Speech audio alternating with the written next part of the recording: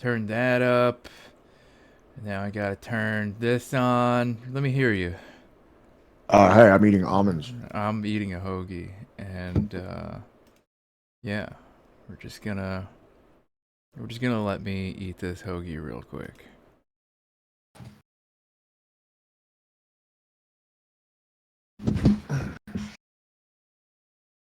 Huh? There's too much That's weird. salt in it.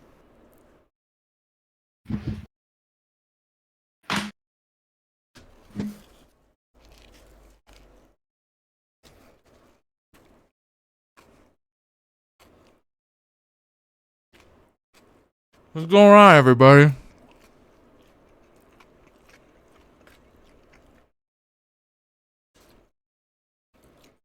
How are we feeling today? Nice.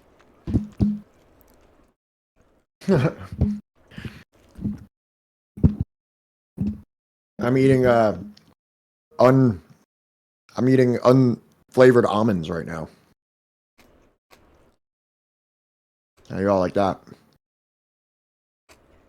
That's so weird. Oh, it'll play that, but it won't play the other thing. Come on. And Smash, Hate Breed, hell yeah.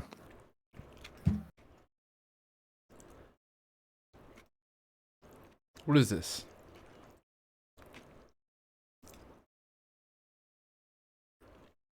Oh, now it's playing it. Pat's like a utilitarian, man.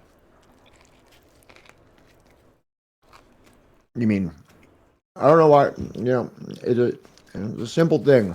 The gift of the almond, Yeah. Every now and then you swing by the kitchen, you shove your hand into that bag of almonds, you grab a fistful, and you bring it up to your desk with you. And it's a nice little treat from nature. Now is the time for me to rise to my feet.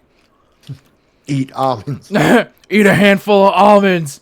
Wipe the tears from my eyes. Um, I'm actually allergic to peanuts. So I kind of exclusively eat almonds or cashews or walnuts or maybe the occasional Brazil nut. I'll have a pecan. Because anybody here that watches Seinfeld would know that a peanut is not a nut.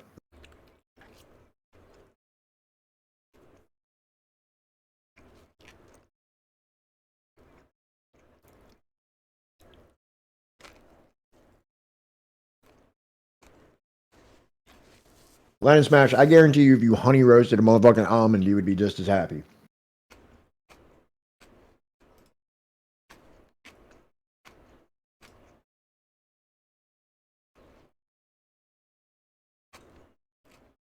You could honey roast a goddamn tennis shoe and that shit would taste good. Yeah, no, I'm down with that.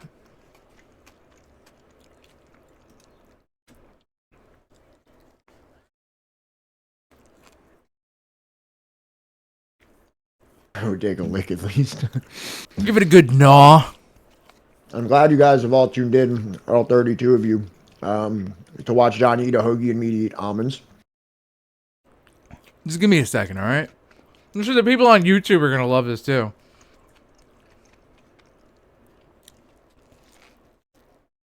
We're just a couple of human beings with nutritional needs. Yeah. All right. I have proletarian tastes, all right? Did you see the word proletarian in the reading? Proletarian? Yeah. I did not. But the existence of a proletarian implies the existence of a preletarian, doesn't it? Or a postletarian. Yeah, that too, yeah. Yeah, I feel like after communism, there's no more proletariat. It's just, postletarian. Oh, and Time Waste. The name of the jam is Young Stalin by J.J. Demon.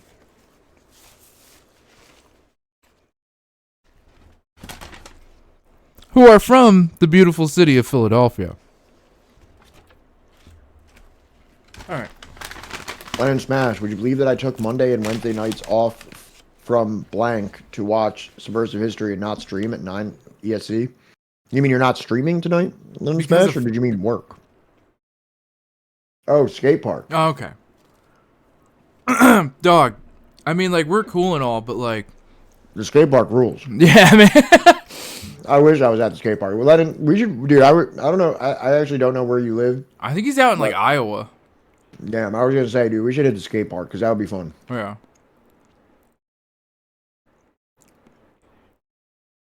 Alright. So... You're probably all wondering, like, what the hell am I tuned into? I was watching that other guy with the Pat's hat talk about some random crap, and now I'm here watching two white dudes eat for like 15 minutes.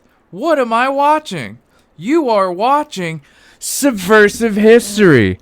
Is a multimedia community project seeking to bring attention to the revolutionary struggles of the world's often unsung and frequently misunderstood sectors. These are the stories of the demonized, vilified, whitewashed, or otherwise forgotten campaigns against imperialism, colonialism, capitalist exploitation, and racial apartheid. The orthodoxy of Western hegemony has often labeled these dissidents as subversive, and these are the struggles that we aim to illuminate. Wow. I agree. Yeah, it's gonna be cool. So let's see here. We got that up. And we're gonna need to throw this up and get rid of that. Fuck that. And I'm gonna need to lower this for my own sanity, otherwise I'm not gonna be able to concentrate on anything.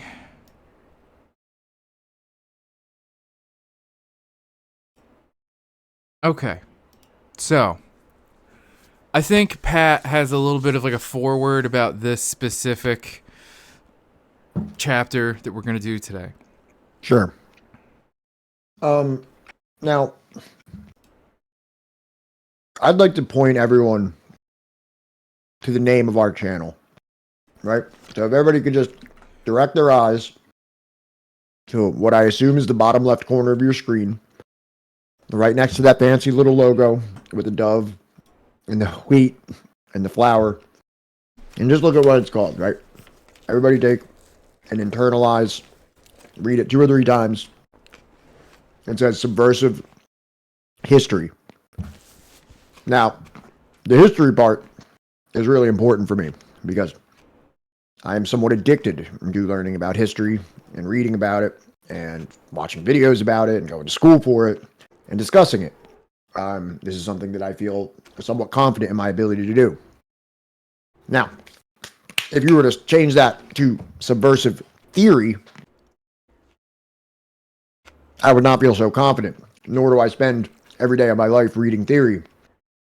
I probably have like an indirect understanding of theory, like a very cursory understanding of theory because of the historical examples that I read about. And this book has been great thus far because it's kind of blended together history and theory in a really interesting way, where we were able to look at things like the Taiping Rebellion and, you know, situations in India and situations in Poland and in situations in Russia and situations in Ireland and the American Civil War and situations in Java, the East India Company, the Dutch East Company, you know, East Dust Company, or whatever the hell that was. The Dusty Company. The Dusty Company. And thus far, it's been great. But this chapter is so theoretical. It is a very theory-based chapter, and it was extremely challenging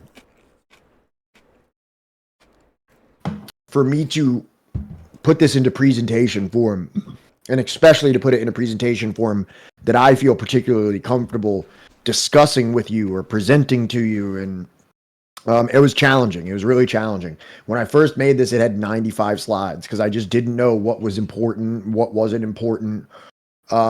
And there's almost no videos or images because it's just not like the same thing where I can just pull up like YouTube clips of like certain historical events and things like that. It's very, very abstract theoretical discussions about commodity fetishization, primitive accumulation, communal land holdings, the Greco-Roman system versus the Asiatic system. What's the difference between, you know, Asiatic versus feudal versus Germanic, you know, modes of production. It's extremely dense academic literature, and I struggled to get it together. I was actually pretty upset last night and this morning as I was getting it together.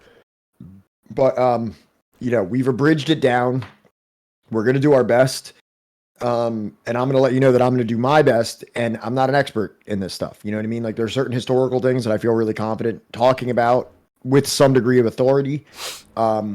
This is not one of them whatsoever. It's not even a historical topic. So it appears that this will be the last one of these in the book. I think the next chapter is more rooted into something material that I can see. That's the thing. I'm just such a goddamn materialist that all these theoretical discussions just never even enter my material brain. What did you say? It just makes me mad. Yeah, just gives me like upset caveman feelings. Right? Like throw the book.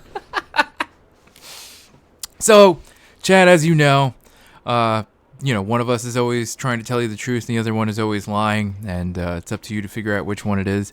And sometimes we lie by omission, whoever it is that's lying.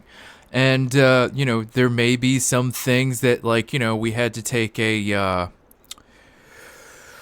good hard look at and be like, is this necessary? Do we need to go over this? Have we already gone over this in a previous chapter, even though it's making reference to it? And we do try our absolute best to be as thorough as we can with every chapter.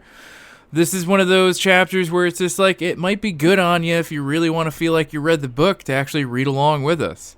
That way you can be like, I'm calling you guys out. You're lying. You're lying by omission. You cut this part out. Why? Why did you cut this out? Why are you lying? Why are you lying to the public? But none of you ever do that. So, you know what? You're just going to have to trust us, right? Or at least one of us, and figure it out on your own. Yeah. And this book in and of itself is somewhat of like a meta-narrative study of Marx. It's very academic work that at times it's not something that I would probably recommend for someone that's just kind of wading into this. Like, you kind of want a somewhat firm understanding of Marx and his works and his life before you get into this. An understanding of Marx that I am somewhat tenuous on even. This book has definitely assisted me. I've read some of the works of Marx and, a lot of works that reference him, but this is certainly Redmond. What'd you say? I said that's sick. Redmond Barry met the author of this book at an anarchist book fair in Los Angeles. Oh, that's really cool.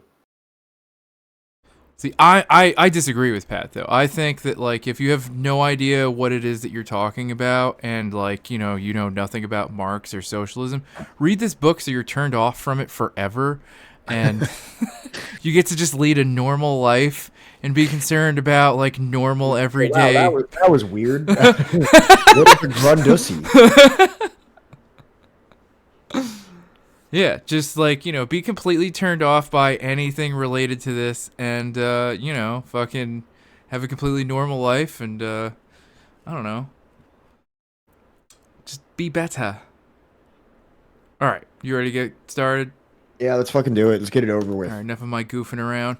Guys, I can't wait for this book to be over. Sunday will be the last chapter of this book, and then we will get into something new and exciting, which I'm very excited about. I feel like every book you start out excited, and by the third to last chapter, you're just like, I can't fucking wait to be done fucking reading this. That's absolutely me. Magyar guy. I was going to ask a similar question. Is there an order we should read books? I've bought a few texts and wondered this. I don't believe in any specific order that you should read books. I think that there's a certain degree of difficulty, readability, and digestibility that each book kind of has. And it's not really necessarily the content of it. Because I think that if I went to the bookstore and picked up 4 books and they were all extremely highbrow, dense academic works of political science or economics, I'd be like, maybe this whole reading thing isn't for me. But if I picked up some Perenni or The Divide by Jason Hickel, or some books, historical topics Vincent Bevan's The Jakarta Method, or something just something that is even that Sword and the Shield book, it read it read almost like a novel, despite it being a very, very competent history of Martin Luther King and Malcolm X and the civil rights movement as a whole. Like, those are the books that, like, the books that read almost like a novel, that, you know, you can read a page, you don't have to read it 4 times to be like, what the fuck did I just read? And it's exciting. It keeps you the whole time. And then, you know, after maybe you knocked out like 10 of those books, maybe you can go for something that's a little bit more highbrow, maybe you're just a genius. Maybe you're more of a genius than me, because that's the kind of the way that I had to do it. Like, there's certain books that just you're not suited for. In my opinion, there's a lot of people that say stuff like, I'm just not good at reading. Like, reading doesn't work for me. I try to read and it doesn't work. And I tell everyone that reading is like a muscle. Yeah. You can't just pick up a book and you haven't read in 10 years since you were in high school or whatever. And for me, I definitely didn't really read anything in high school. But, you know, you pick it up and you read it, and it's really hard to read 10 pages, and it's really hard to, like, you can't get discouraged, because it's just like when you go to the gym or you go for a run or you buy a bundle. Or you buy a bundle of heroin. You can't inject 2 bags at once. You know what I mean? You gotta ease your way in. You might gotta skin pop a few. And here at Subversive History, we consider ourselves the skin pop of reading. I mean, shit. Fuck. What was I even gonna say? I was gonna say, like, I think there are some books that we don't cover. Like, we're paranoid now because, like, we started reading 1776: The Counter-Revolution by Gerald Horne. I think if you're just reading that on your own, it reads in plain English. Every once in a while, he adds, like, a little, like, you know, SAT word that's just like, oh, that's fancy, you know? Yeah, but, like, if you're doing a stream every week, right, or 2 days out of the week, you're like reading out of this book, and it's like the same things that you read in, like, you know, the intro or whatever, then it's just gonna drive you nuts. But if you're reading it on your own, it reads great. It hammers home the idea throughout the entire book. Yeah. You know, and it always keeps you on your feet about, like, what is he going to be talking about next. And that's been a challenge of this project as well, because there's so many cool and great books out there. And a lot of times you look at a book and you're like, this is going to be fucking great. And then, like, you just never know, because every one of these books that we pick up, this is going to be like probably like a 30 to 60 day commitment that me and Johnny are going to be wading into. And some books are far more well suited to this than other books. And, you know, we got to be careful, because, like I said, for our channel, for our audience, you know, for our time, for my sanity, you know how much it sucks making one of these things for a book that I'm just not having fun reading, and then I just don't feel good about it, and it feels like a fucking chore, and I don't understand it, and I don't feel good about it. Like, that sucks. Like, I can't do a project like this if I'm not having fun with it, or I'm not interested in it, or I feel like I'm learning. Like, you know, all that stuff is like prerequisite to me doing this. So, like, you know, we're learning as we go. Every book that we do, we're learning a little more. Some go swimmingly. Like, I feel like that Martin Luther King, Malcolm X book went like water. That one, The Divide and Black Shirts and Reds, were phenomenal. Killing Hope, this one was my idea. I thought Killing Hope was going to be amazing, and there were so many things that I overlooked about what made that book a fucking nightmare to do on stream. And I'm sure you've been hearing about me complain about this for like the past like 4 weeks. But that was just not the type of book to do on this stream. It's just not. It's a great book to have. I would recommend it to anyone, especially as just like a coffee table cheat sheet to every CIA operation that potentially happened in the past 100 years. But as something to go over, like to have like an itemized breakdown of it on stream was tough. Yeah, Black Shirts and Reds is a phenomenal place to start. Also, me and Johnny can never really sing the praises of The Divide enough. If you want kind of like a cool, like, it's kind of like economic history. And I know economic, if you don't read a lot, that might sound like highbrow, boring stuff. Trust me, that's not what this is. This is like a very crystallized, plain English, very, very educational and entertaining book to read about the state of the economic state of the world and how it got here. I can't recommend that book enough. Like, if my mom asked me about a book to like learn about how the world works, I'd be like, here, just read this. Yeah, The Divide by Jason Hickel. We should have a PDF of it in our Discord if you're not a part of our Discord. Yeah. And it's interesting because if you follow him on Twitter and stuff, he's like one of the few people in that like realm that talk about things like land back and like, you know, indigenous sovereignty and stuff like that, which I think is like fairly commendable. I wish there was a little bit more in The Divide about it, but, Well, he has another book that maybe I haven't read it yet that I've always wanted to read. It's called How Degrowth Will Save the World. Yeah. Who knows? Is it older or newer than The Divide? I think it's newer. Let me see. I'm not sure. Jason Hickel. I really don't know his entire repertoire. So books. Oh no, that's his first book. No, it's not. I'm sorry. That's his most recent book.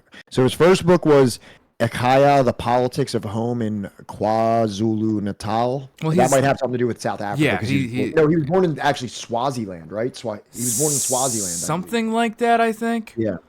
Then he has Democracy Has Death, The Moral Order of Anti-Liberal Politics in South Africa. That's very interesting. Then he has a book called Neoliberalism, The End of Democracy. Probably cool. Then he has Hierarchy and Value, Comparative Perspectives on Moral Order. And then he has The Divide, which is the book that we read. Then he has Less is More, which came out in 2020. It says How Degrowth Will Save the World. Oh, shit. Armad sent us a message in Discord, and we didn't even look at it. Well, we're busy eating almonds and entertaining the people. But we will. Did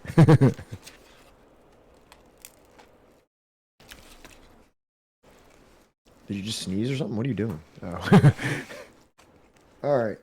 So, guys, let's get into this. And it's going to be a slog. There's no pretty images. There's no fun videos that we can, take our foot off the gas with.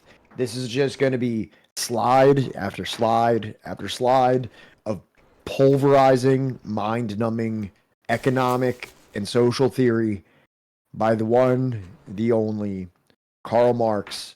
And we're mostly going to be focusing on a book that I like to refer to as the Grundussy. So, had Marx confined his discussions of non-Western societies, nationalism and race and ethnicity to his political journalistic writings, these issues could more easily be dismissed as tangential to his core intellectual project. In this chapter, however, I will show how these concerns found their way into Marx's major critiques of a political economy from the Grundussy to Capital. However, I will argue that Marx's continually evolving stance toward non-Western societies helped to shape the overall argument of Capital. Volume 1, especially the too little-known French edition of 1872 to 1875, the last one he personally prepared for publication. So, this is pretty much stating that, I guess a lot of the stuff that we've been reading was like Marx's personal letters to Engels, his contributions to the New York Tribune, things like other German newspapers, I believe. Oh, the New Order Zeitung. Exactly, yeah, the New Order Zeitung, yeah. And so I think what Anderson is saying here is that if we could just confine all these to his works of nationalism, race, and ethnicity to those kind of like fringe topics, then maybe we could all agree that these aren't, that these are somewhat, just like I said, fringe beliefs.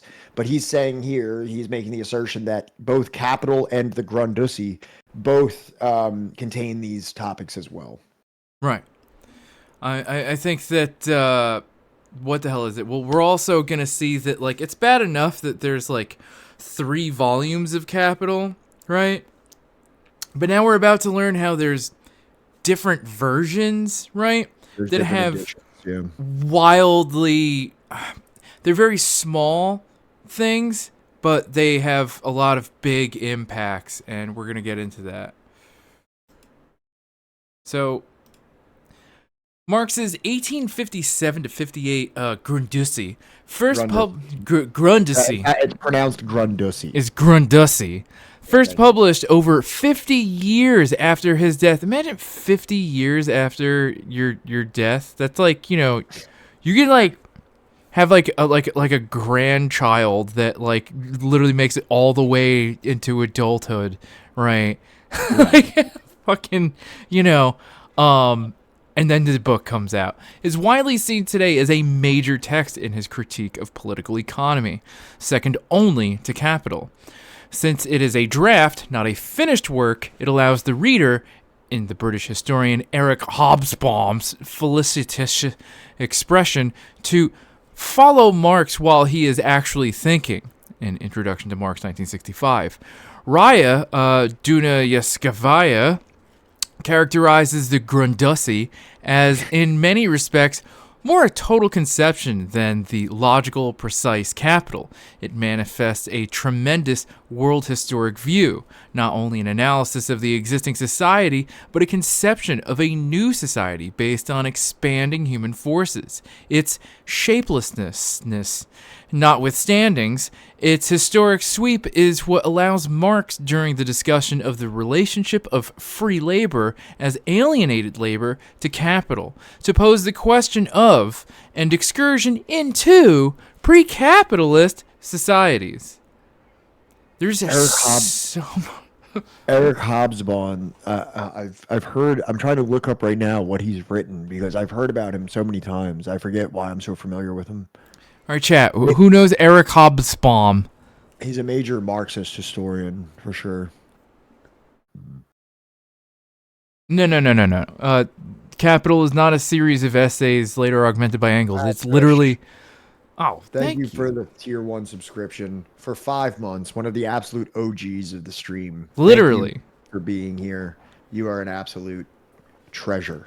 You are a treasure to be here. I think we've only been streaming for like 5 months. Yeah, exactly. Well, 5 months. We started in November, so 5 months ago was, December, like June, January. Yeah, we were just starting for sure. Yeah. What the fuck is it? But no, capital is literally something that Marx had been quietly working on for the previous 30 years of his life until he died. Did you find out who he was? No, not specifically, other than he's just a very well-known Marxist historian. Right. I thought there was a specific book that was going to light me up and be like, oh, right, he wrote that. But he wrote that fucking thing. Yeah. Y'all been streaming for 6, according to Sam, and I trust Sam. Yeah, I trust that Sam knows this better than I do. Sam, our federal handler.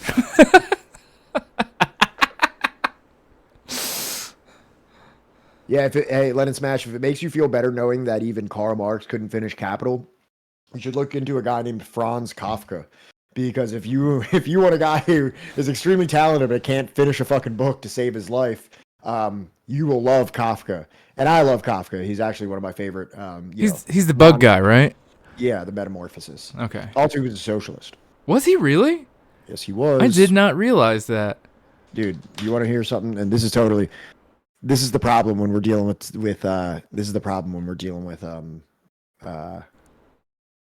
theory, is that I'm just so quickly to be like, oh yeah, hold on, here's this other thing that we can talk about. Wait, you're such a fucking liar. You literally spent like 10 minutes saying like, I don't read theory. The second I say the word reification, I just throw the book across the room. Yeah. Me? Yeah. No, I'm saying that's the problem with us reading theory right now, is that I'm like, oh, you want to talk about Kafka? Let's talk about Kafka. You just said you don't know theory, but you know Kafka?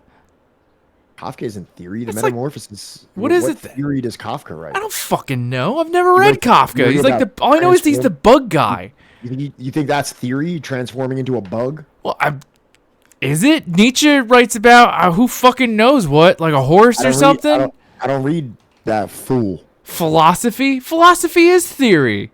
Kafka isn't necessarily philosophy. Like, I wouldn't call him a philosopher in the same way that I would, Nietzsche or Kierkegaard or, many of the other like direct philosophers, or Camus or something like that, because he does write what are technically novels. And sure, you can always glean philosophical insight from those novels, but, it isn't quite the direct study of philosophy that you see in some of these other figures.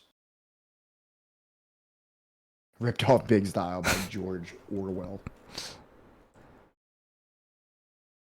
All right, so he's a socialist that writes about turning into a bug. That's correct. Also, his there's this really like tragic thing. Let me see if I can find it, where his like whole family died. Like everyone in his life like died, I think, from like Nazi persecution. That sucks.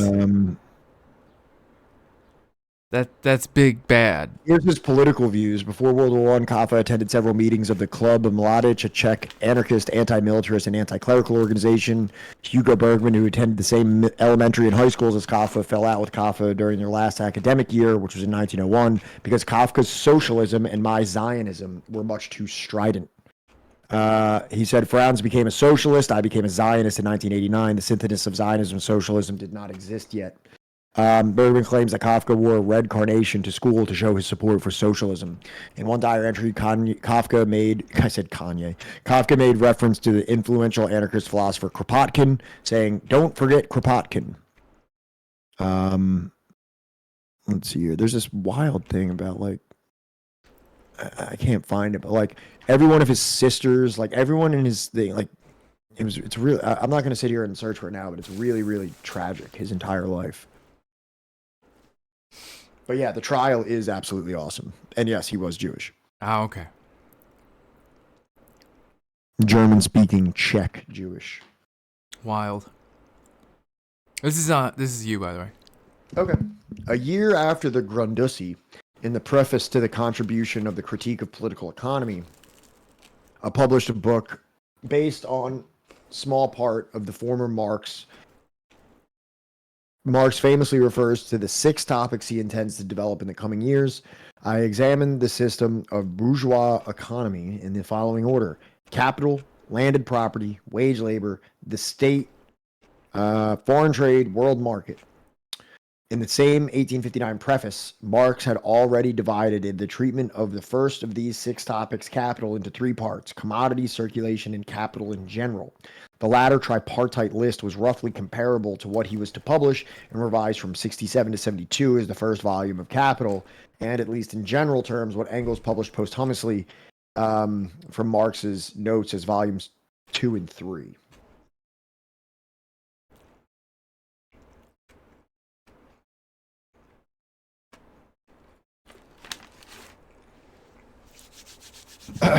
So yeah, a lot of things going on here. Sorry, some of this stuff goes. It feels like I'm slamming a rock into my head while I'm reading it.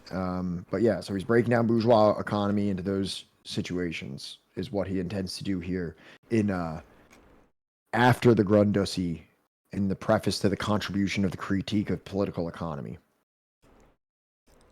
Look, I already warned everybody on Twitter. Today was going to be a bumpy episode. All right. Strap in.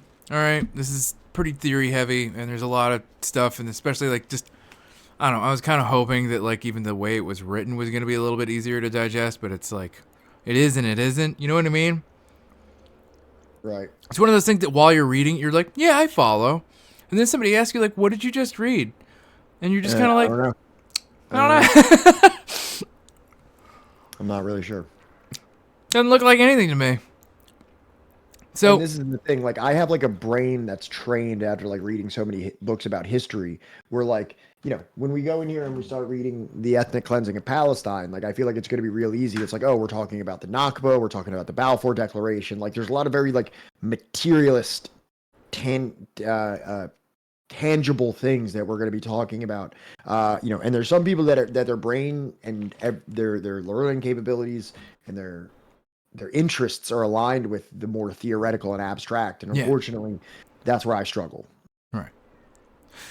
So, although these issues were to generate much discussion in the 20th century under the rubric of the Asiatic mode of production, Marx never actually uses this term in the Grundussy. He uses the term Oriental despotism in his 1853 India writings, as we saw in Chapter 1. In 1859, however, in the preface of the Critique of Political Economy, he does employ the term Asiatic mode of production. Marx writes that of the Asiatic, ancient, feudal, and modern bourgeois modes of production, which may be designated as epochs, marking progress in the economic development of society. Since he characterizes modern capitalism as the last antagonistic form, part of the prehistory of human society, a socialist future is also implied, as was some type of early stateless form preceding both the Asiatic and ancient modes of production. Adding these two implied modes of production would yield a 6-fold list. 1. Early stateless. 2. Asiatic. 3. Ancient. 4. Feudal. 5. Bourgeois or capitalist. And 6. Socialist. Yeah. So this is in Marx estimation, the like I guess the main evolutions of an economy, or how like a political economy progresses. Really, the main thing that I wanted to highlight here is that if you were here with us when we read the chapter about India, when he wrote his pamphlets or whatever on India in the early 1850s, he was extremely critical of India in its pre-capitalist form, pretty much stating that it has no history, that it has no culture, Right. and calling it this form of Oriental despotism. And it seems now at this point, and about a decade later, he is not being so dismissive and critical of what this kind of like pre-capitalist, or what he's referring to as an Asiatic mode. He's no longer referring to this as Oriental despotism, but is now calling it an Asiatic mode of production, which I guess implies some degree of political or social evolution in his understanding of what India's mode of production was at the time. So if I understand it correctly, by the time that he is writing the Communist Manifesto, I think he still thinks that like society develops like one of the three starters, like Charmander, Charmeleon, Charizard, right? You got your primitive accumulation. Yeah, like they have like the three main like, evolutions. Like, you have your starter, right? Yeah. Of like, primitive accumulation. You've got like, your capitalist like mode of production, right? And then you've got like, the third stage. I'm not talking about the fourth because I'm not that young. I'm old. And then like, you get to Charizard and you're at like, full blown communism or socialism or some intermediary, whatever. Fill in the blanks for yourself. Come up with your own better analogy. But with this, right, I feel like we're looking at less of like, we'll get to it later, of like a linear,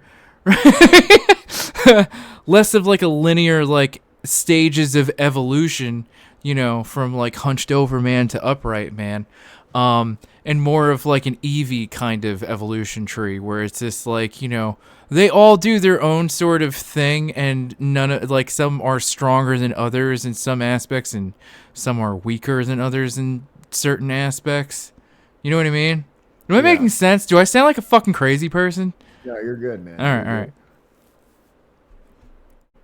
All right, so let's see what else we got here in this very fun and very easy to read and digest content.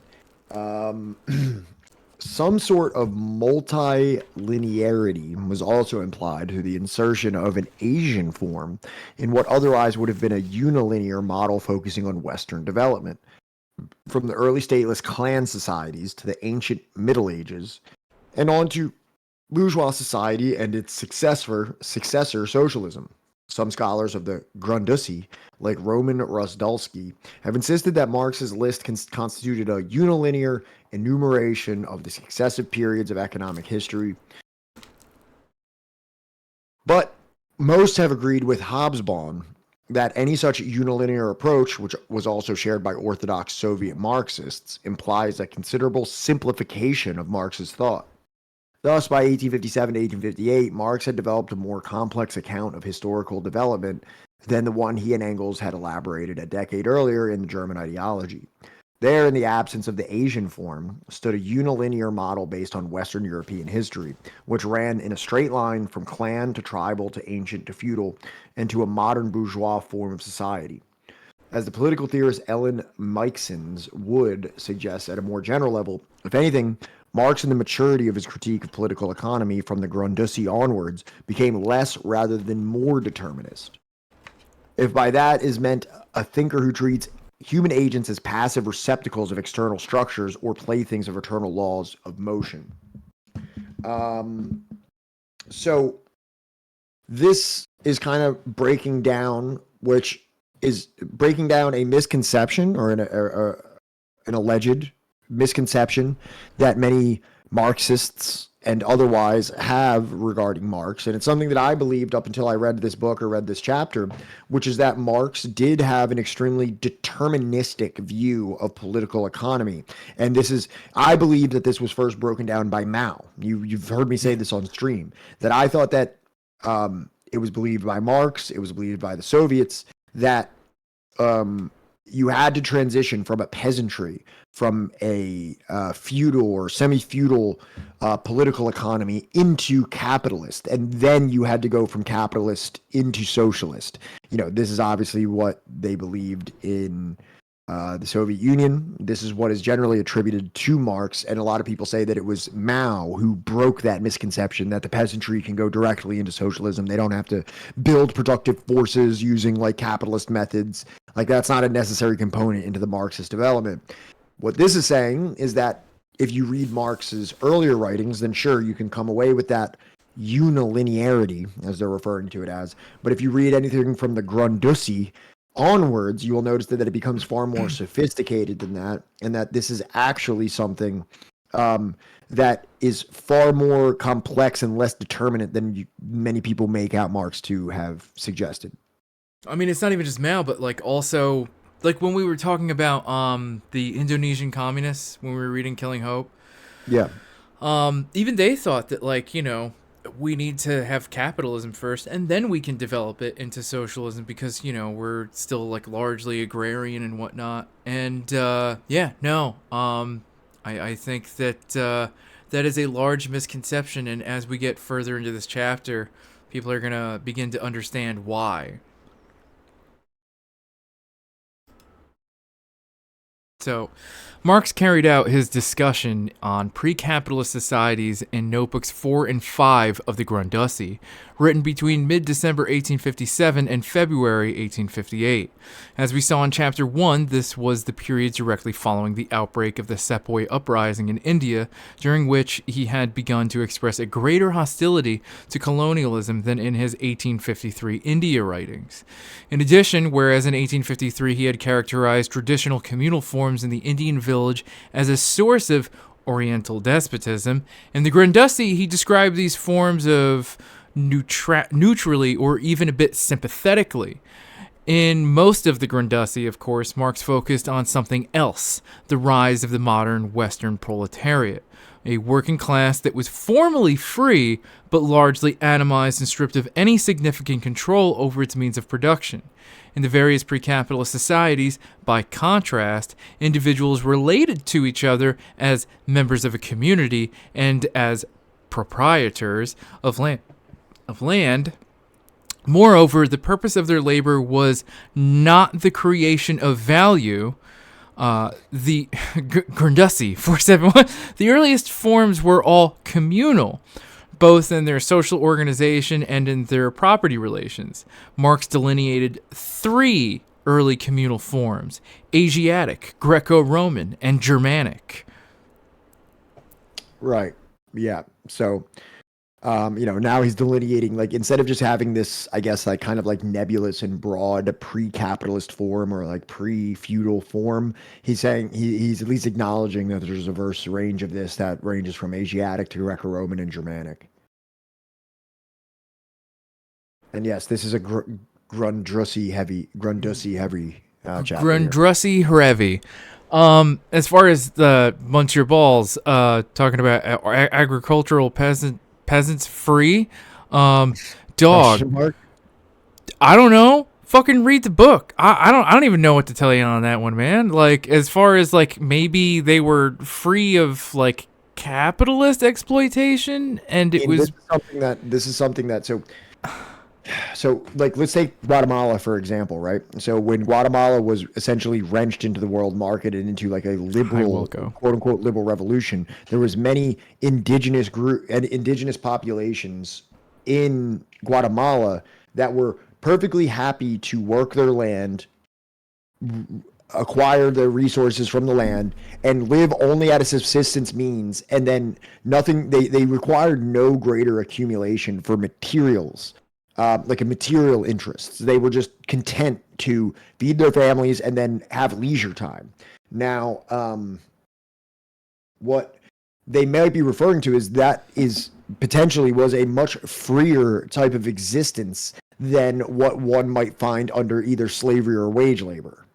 Well, I mean, like, essentially why you had to brutalize indigenous communities into working into coffee plantations and banana plantations, because they were like, no, I'm good. I don't really need a wage all that much. I got some land over here, and we're just going to keep working that and feed the family, and we're good on, working on your fucking plantation. Monsieur, it's not exactly like, a thing that people haven't been talking about in recent years on the internet about how, like, medieval peasants literally had, like, more free time, more leisure time than, like, the average worker today.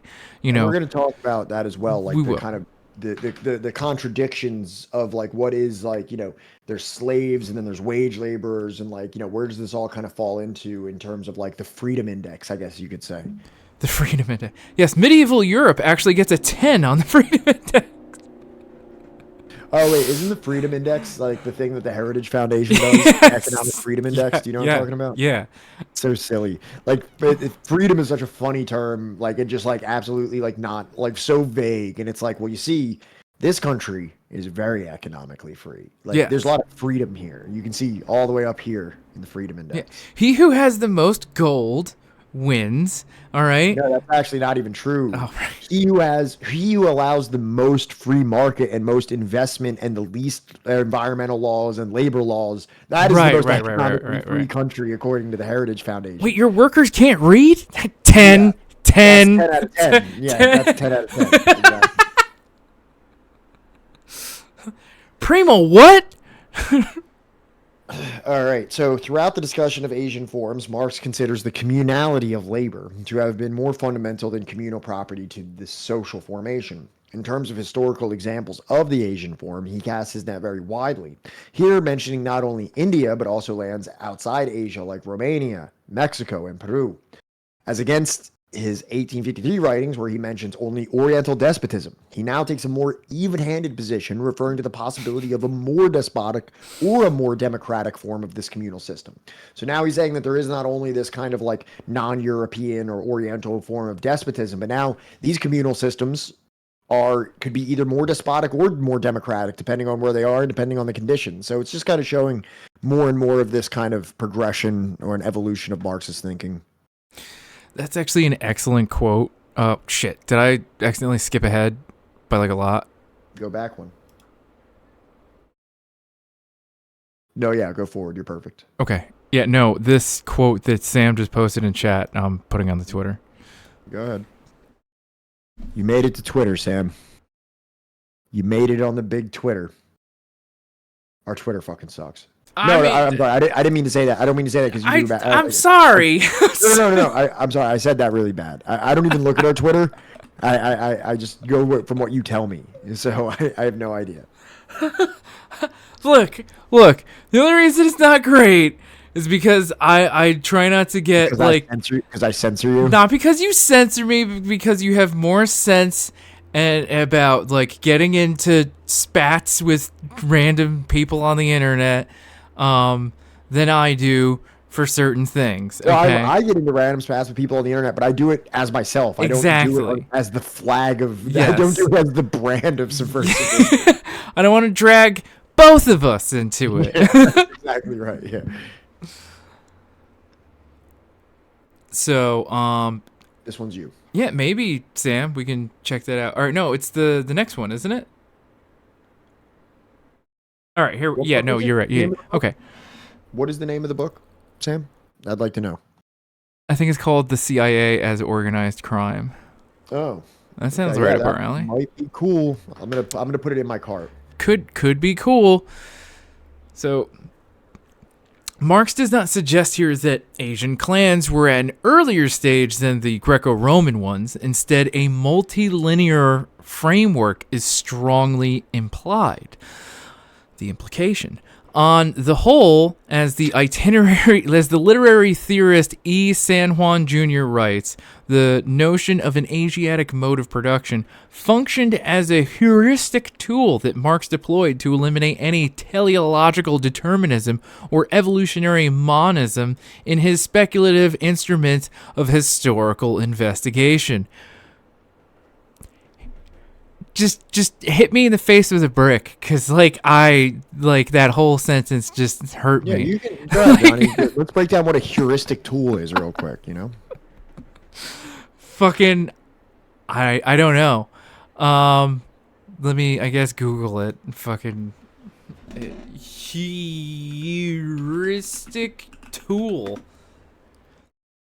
Okay, so this is what the internet is telling me a heuristic tool is. A heuristic device is used when an entity X exists to enable understanding of or knowledge concerning some other entity Y. A good example is a model that it is never identical with what it models.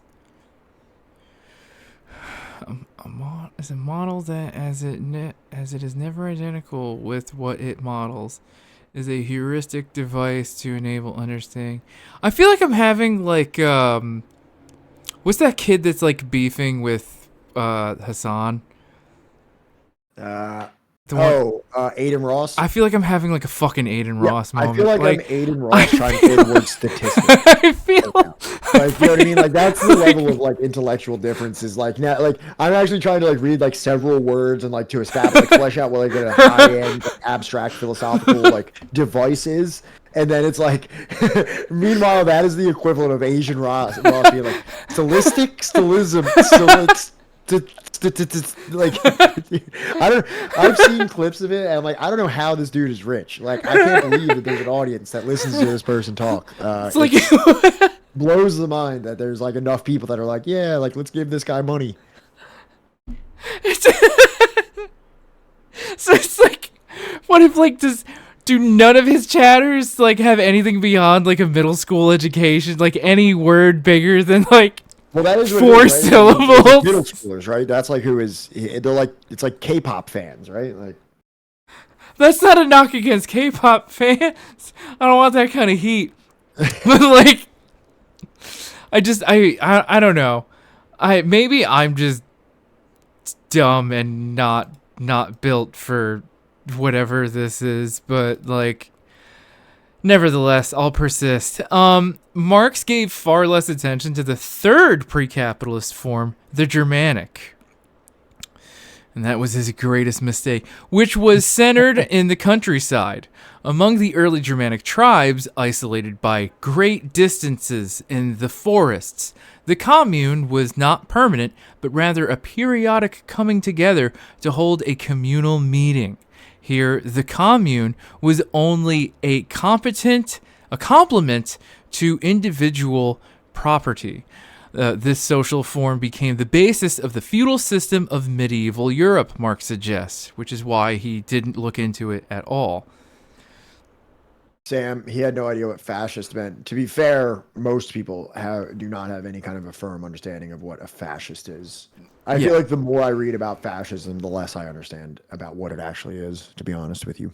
And I've read entire books about what fascism is, and I'm like, that was a lot of words about a thing that is also applicable to a lot of other things. So, right. Well, I mean, fascism is a slippery one, and even as someone who's read quite a bit about fascism. Right. Well, I mean, I was just gonna say that, like, you know, people are like literally still debating, like, you know, there's like Umberto Eco. Yeah.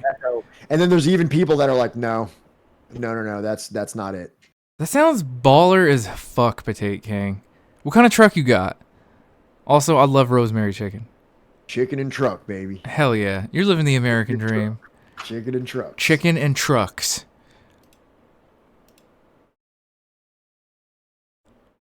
All right, so let's keep sliding down the Grundussy. Nice. Let's keep making that Grundussy slap.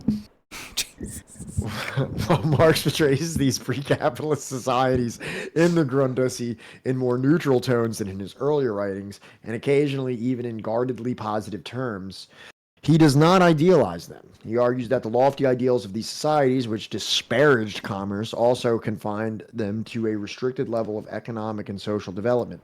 At this point, he asks, referring to modern capitalism and its possible negation by a newer, superior social form. He says, once the narrow bourgeois form has been peeled away, what is wealth other than the universality of individual needs, capacities, pleasures, productive forces, etc., created through universal exchange. These achievements of modernity stood in contrast to the predetermined yardstick of pre-capitalist societies, with their fixed absolutes focused upon the past. Instead, the future-oriented modern human being, he writes, is engaged in the absolute movement of becoming. Yeah, that makes perfect sense. Nonetheless, this process Nonetheless, this process of becoming was only a potential amid the actual capitalist world of universal objectification as total alienation. Yeah, that's all fun. That's real fun. You know, I know that I'm engaged in the absolute movement of becoming. It's something that frequently distracts me. This is that fucking hippie shit that just like makes me mad. Yeah, I don't know why I even left this on the. I don't even know why I left it in the slides. Like crystal mommy shit, like just makes me just. I don't know what it Rob, is. you want to come in and translate all this theory for us? Yeah, Grom, do you know anything about becoming? Yeah, can you tell me about the absolute movement of becoming, please? And then could you, once you finish that, can you tell me about the universal objectification as total alienation? No? Oh, okay. No? Okay. Okay. All right. Figured. Oh, I'm becoming. I'm becoming. Like that old ditty. Of all of the pre-capitalist forms, the Asian one was structurally at the furthest remove from modern capitalism, to which it put up a strong resistance. The Asiatic form necessarily hangs on most tenaciously and for the longest time. This is due to its presupposition that the individual does not become independent vis-a-vis the commune, that there is a self-sustaining circle of production, unity of agriculture and manufacture, etc., etc., as quoted from the Grundussy. Whereas the evolution of the Greco-Roman and Germanic forms saw the breakdown of communal society, as well as a certain degree of individuation in both consciousness and social existence, including property forms. Asian societies preserved more of the older clan-based communal forms. In the Greco-Roman world, slavery and serfdom helped to break down the old communal forms, modifying these earlier social relationships by increasing the class divide among citizens and also by introducing into the community large numbers of non-citizens. A few of them very wealthy merchants, but many more of them slaves stripped of all rights and humanity. Such modifications took place within an urban commercial civilization. As Marx saw it, slavery and serfdom did not have the same effect in Asian empires, where social relations were in many cases already despotic.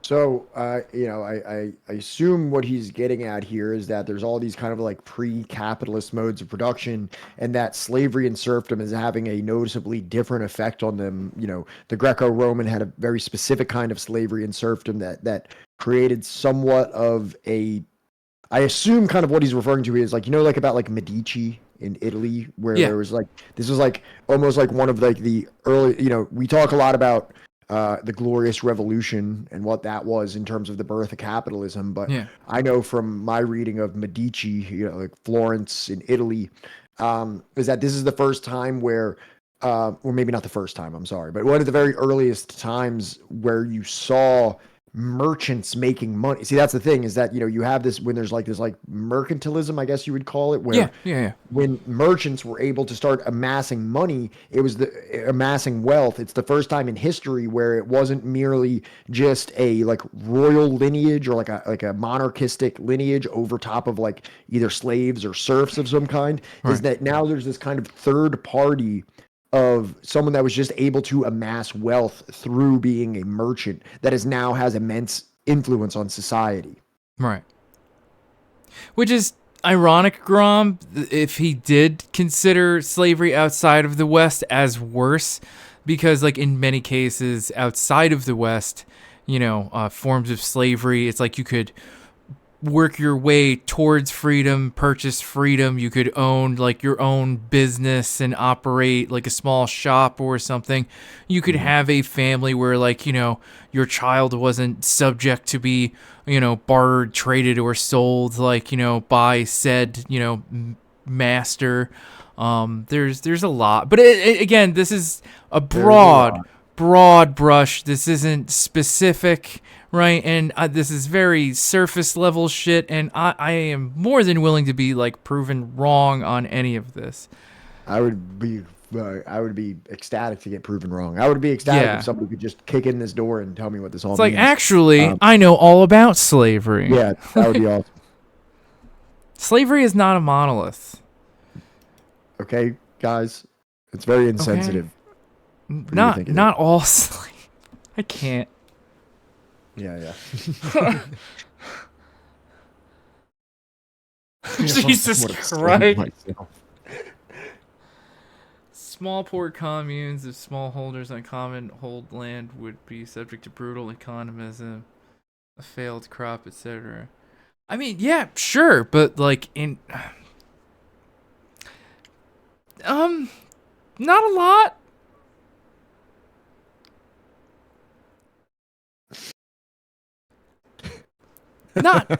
Not much. So you're reading this slide, right, Pat? Yeah, I suppose I am. At another point in the Grundussy, Marx took up slavery. If you guys thought we were going to get through this chapter without any N-words, you just apparently don't know Marx. At another point in the Grundussy, Marx took up slavery in a different context. The situation of the recently freed slaves of British-ruled Jamaica. These free blacks had become self-sustaining peasants producing use value and enjoying some leisure time, rather than proletarians producing exchange value. This was because the economic foundations for modern capitalist wage labor did not yet exist in Jamaica. Marx comments with a certain glee that the idleness of the former slaves displeased the white planter class, which rightly feared its own economic demise. So Marx goes on to say, the Times of November 1857 contains an utterly delightful cry of an outrage on the part of a West Indian plantation owner. This advocate analyzes with great moral indignation as a plea for the reintroduction of Negro slavery, how the Quashies, and there's a parenthesis there of what that I guess translates into, that everybody can read with their own eyes, and conjure up whatever word in your head that you may deem necessary to put in that brackets that I'm not sure what it would possibly be. Could be anything. Could be anything, really. I'm not great at Wheel of Fortune or anything like that, so I have no idea what that word would be. It's all up to your own imagination. Content themselves with producing only what is strictly necessary for their own consumption, and alongside this use value, regard loafing, indulgence, and idleness as the real luxury good.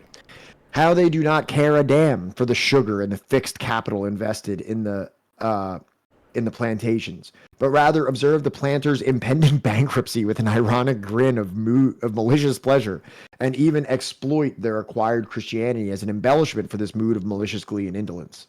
They have ceased to be slaves, not in order to become wage laborers, but instead self-sustaining peasants working for their own consumption. And this is like an interesting. Do you remember what I was just saying about the indigenous communities in Guatemala that didn't want to work on the plantation? Yes. This is very similar to that. So you had slaves, then they got freed, and then like instead of going directly into this like capitalist mode of production where they're either going to wage labor or own or something like that, they're like, no, we're just going to be self-sustaining peasants, and then we're going to maximize our leisure time because I really don't give a fuck about your sugar or your fixed capital investments or any of that bullshit. I don't give a fuck if you go bankrupt. I got enough shit here that I can self-sustain, and we're going to be kicking it. We're going to go fishing. We're having a party later tonight. And you're not invited. And if your sugar plantation goes bankrupt, we don't give a shit because we know how to work this land, and you don't. Right. And it's kind of like, if they don't have enough sugar, it's like, well, I did enjoy my time down by the river, so I don't really care. return to my life before I was a slave, basically. Like, yeah, pretty much. You know what I mean? Like, this type of like subsistence farming, which subsistence farming, I feel like has a very negative connotation to it. It makes it seem like your entire life is just a constant struggle for, subsistence. But I guess, in maybe a more modern style of agriculture, there is a very feasible method where you could grow enough to sustain yourself, but you're not so concerned with material acquisitions that instead of like just creating more and more surplus value that you splurge on materials, your surplus value is your leisure time. Right. Well, that and like, I think also applying like European farming methods, which are all about the max. I didn't imply any specific area. I just said, whatever farming methods would make people not have to struggle every season. That Right. like that food insecurity was not an issue. Right. I mean, like, I just want to state that, like, European farming methods are about the maximization, right, of like a certain cash crop more often than not, and not actually about like, creating a sustainable subsistence, like, level of growth. You know what I mean? Yeah. Monsieur Ball as well. Typically, subsistence farming is you break your back laboring on a plantation, then have a small holding on the side to make ends meet 12 hours a day. I could be wrong. I was not aware that I thought subsistence farming is when you farmed for subsistence. I definitely understand that in Guatemala, there was people who worked on farms and then did have their own small plot of land that they could grow their own food on. Maybe that is what subsistence farming is. I thought subsistence farming was just farming for your own subsistence as opposed to farming for a monetary gain or some kind of a profit or a wage. Let's just put an end to this. And I'm open to being wrong on that. I vision a reality where I'm wrong. Real quick, it's this. Farming in which nearly all crops or livestock raised are used to maintain the farmer and the farmer's family. I wonder what this is. This thing right here, that doesn't look very European.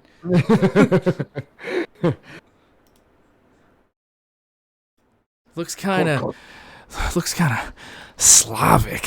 All right. So next one. On its face, Lichtheim's notion of a growing hostility to capitalism on Marx's part sounds absurd, for such sentiments were hardly absent from the Communist Manifesto, some 30 years ago, and other earlier works. Nonetheless, as we have seen in previous chapters, these earlier writings also exhibited more of a sense of capitalism's progressiveness vis-a-vis earlier social forms, whether this concerned Western feudalism or non-Western societies. By the late 1850s and early 1860s, however, Marx's perspectives on non-Western societies began to evolve.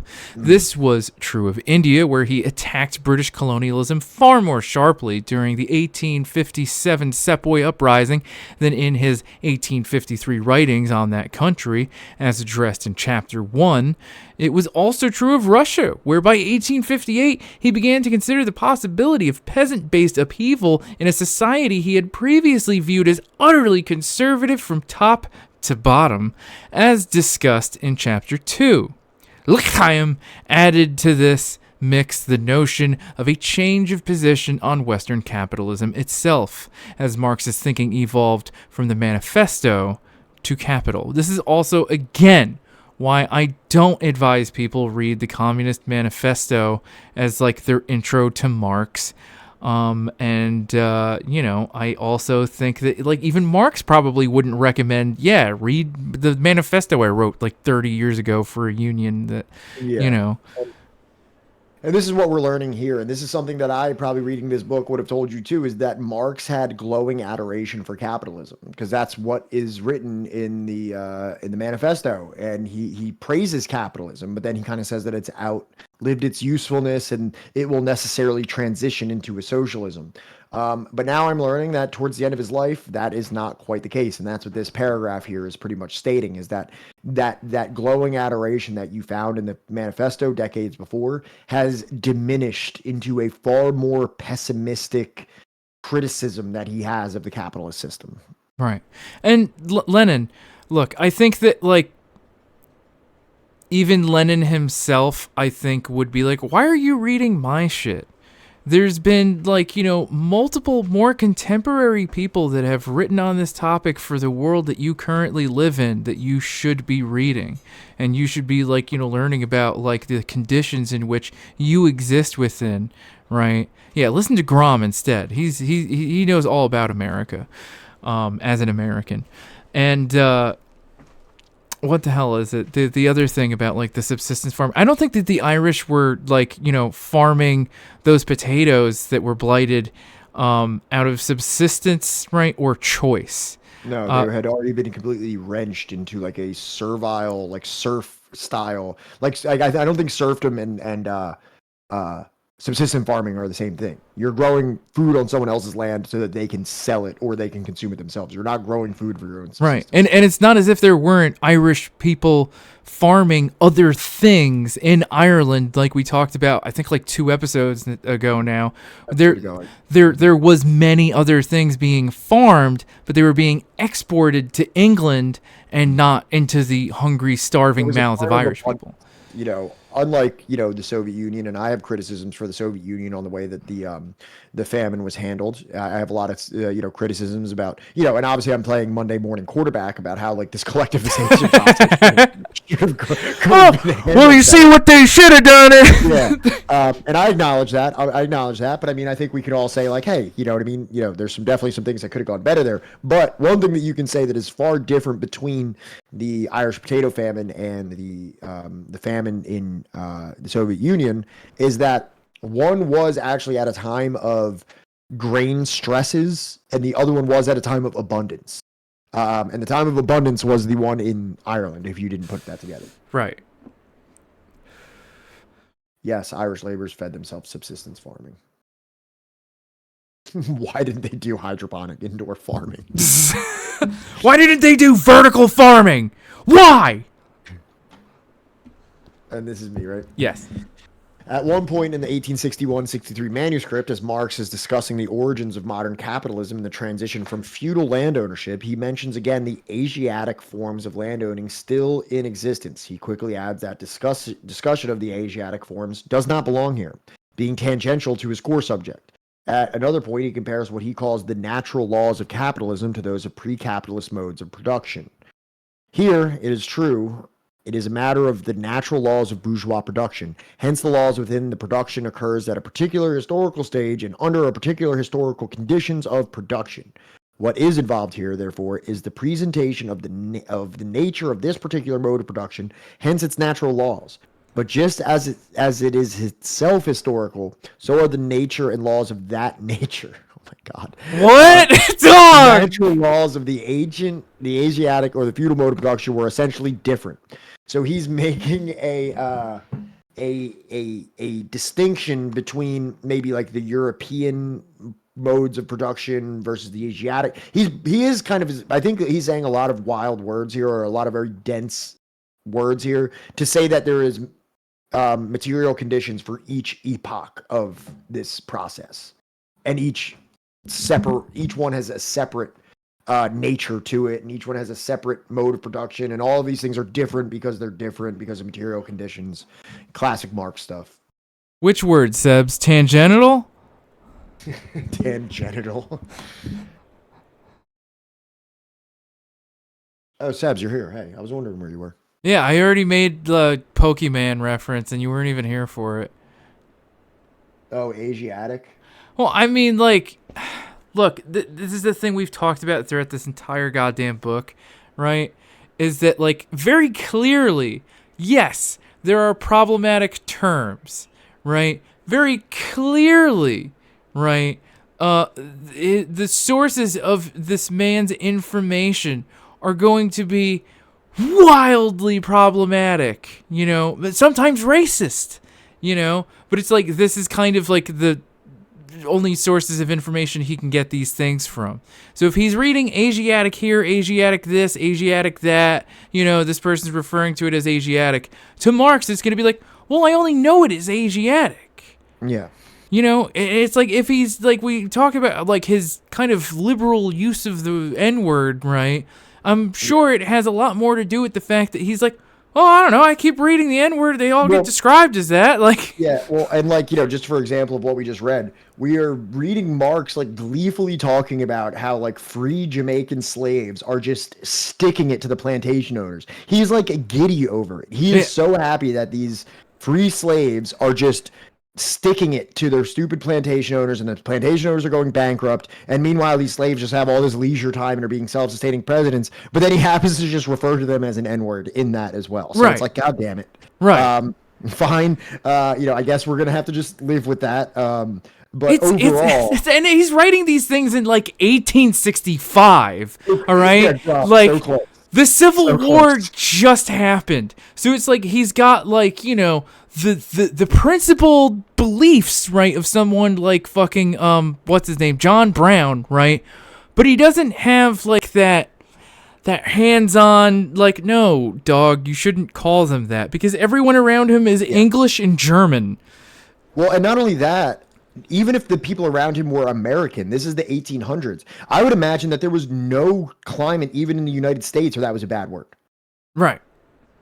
Who was writing a book in the United States in the 1850s that said the N-word was a bad word? That is going to actually get like bought by people and not be like, oh, I found this in some historical archive. Was there anyone writing that it was a bad word?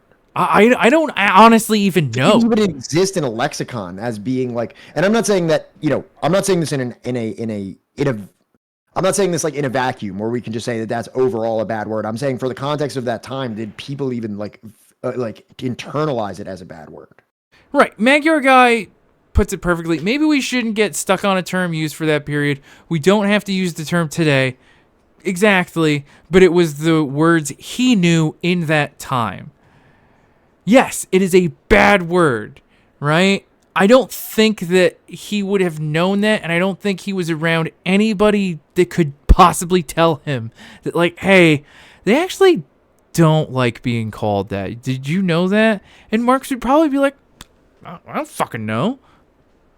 Well, exactly. Because, I mean, I think that we can establish here after this reading that as much as like a German white academic could be, he seemed like he was on the side of black people in most cases, that at least that I've read in this book. I've been surprised quite a bit.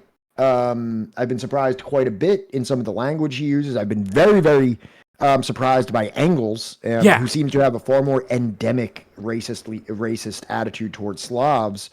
But from everything that I've read here, and I could be presented with other information, it does seem like, at least in like that period of history, Marx held incredibly progressive views towards the position of black people in the world. And, that is obviously sullied to some degree of his repetitive use of the N-word. But, compared to those, you got something to say? I see your finger up. No, because it's what Grom said in chat. I don't think anybody's defending I know, but he's joking clearly, but like, how do you feel about lolly porn? How do I feel about what? It was a Vosh. And Engels said to Marx, homie, you better check your privilege. No, Engels, it might have been the other way around. Yeah, Engels, if anything, has shown like no character development in this book at all.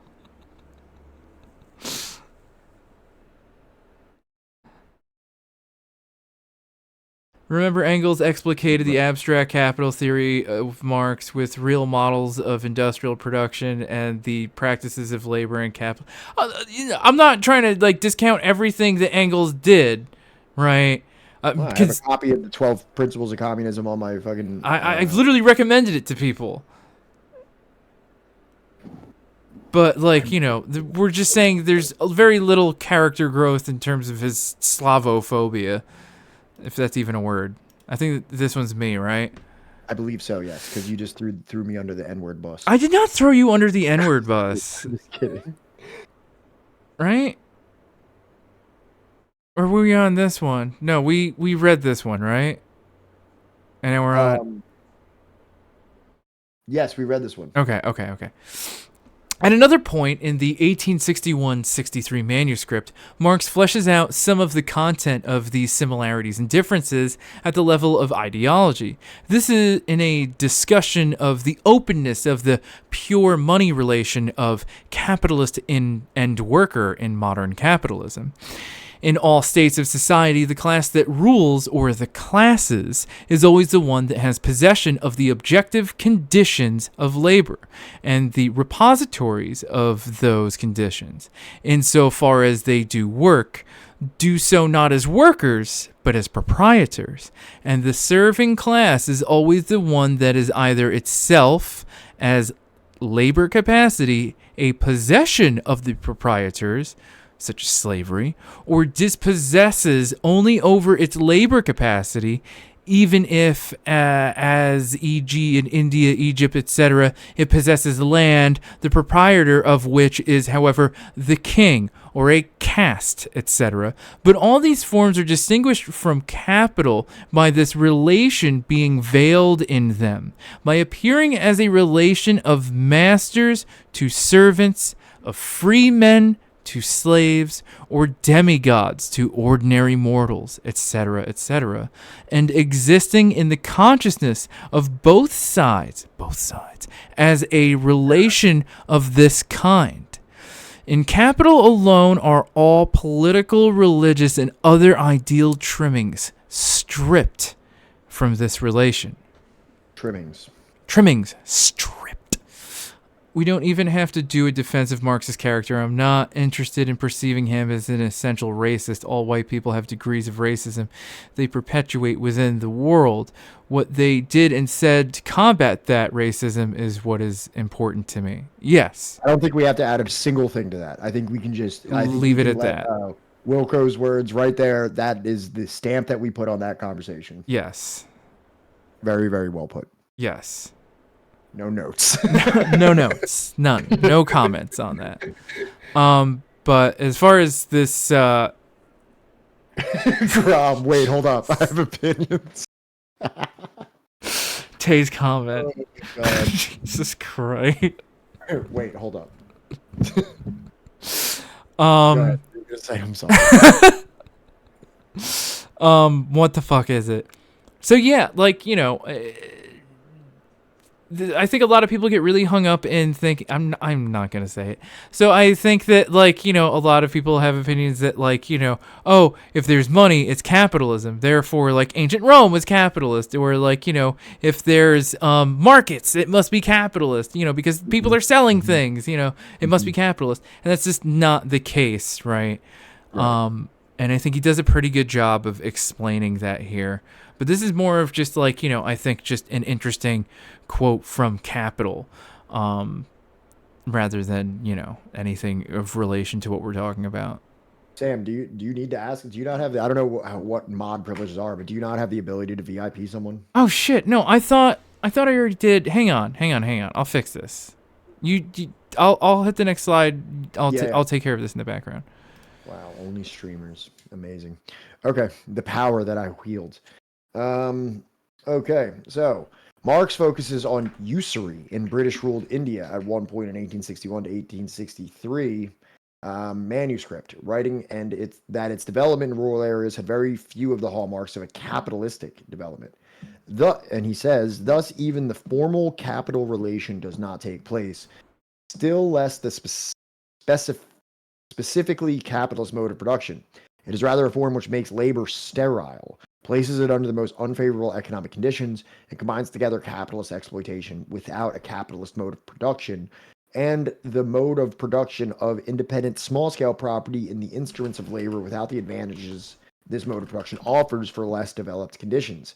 Here, in fact, the means of production have ceased to belong to the producer, but they are nominally subsumed to him, and the mode of production remains in the same relations of small independent enterprise. Only the relations are in ruins. Oh wow, Magyar guy, thank you so much for gifting a tier 1 sub. Appreciate that.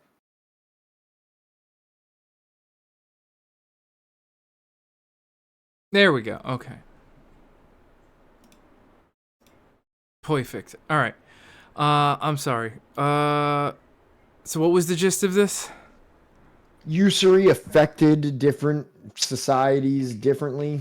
It had a different effect on them, which in some it made it sterile and put it on the most unfavorable economic conditions. Okay. I don't know what is going on in chat right now. Everybody's having a good time. Okay, well, as long as everybody's having fun, I don't care. Oh, good God. All right. The tone of this statement... Oh, good God.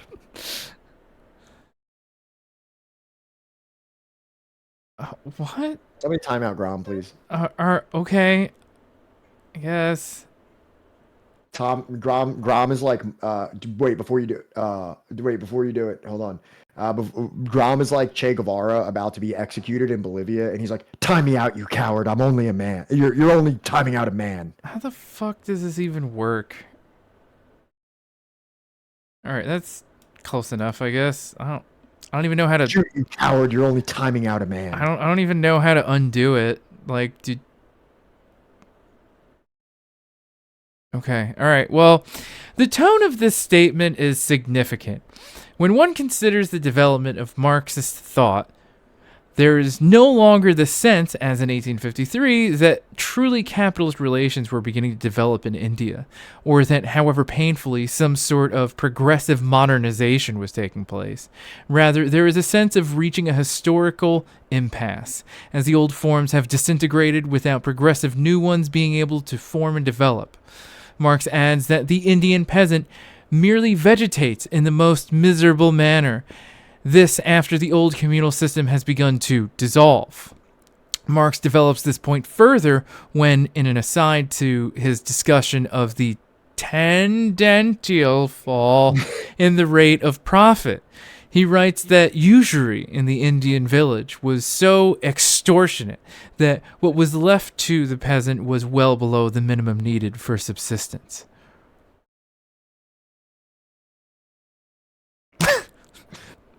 I'm much more than a man. Che wasn't thinking big enough. Naturally. Yep. Yeah, so again, this further goes into, I guess, the varying ways that usury can affect this community, and this is saying that how, I guess, usury was especially predatory in these Indian villages than in other places. Well, I guess because, like, there's also this communal form that, like, you know, is remaining stagnant, whereas, like, you know, with the more Greco-Roman, the community is ever, like, kind of changing. It's more fluid, I guess. Mm-hmm. Usury is just lending money. Yeah. This one's you, by the way. That's what Jesus flipped the tables for. Yes, that is also what Islam stands firmly against. Yep. All right. So at another point here in this discussion of the tendency for the rate of profit to fall, a prime source of capitalist crisis during his own period, Marx also takes up countervailing factors. How the same causes that bring about a fall in the general rate of profit provoke counter effects that inhibit this fall. Very dialectical. Among the sources of such counter effects that serve to attenuate the failing rate of profit, Marx mentions super profits based upon colonial exploitation. As far as capital invested in the colonies, etc., is considered, however, the reason why this can yield higher rates of profit is that the profit rate is generally higher there on account of the lower degree of development. And so too is the exploitation of labor through the use of slaves and coolies. Coolies being like migrant workers from China and India mostly. I mean, I'm sure other places as well.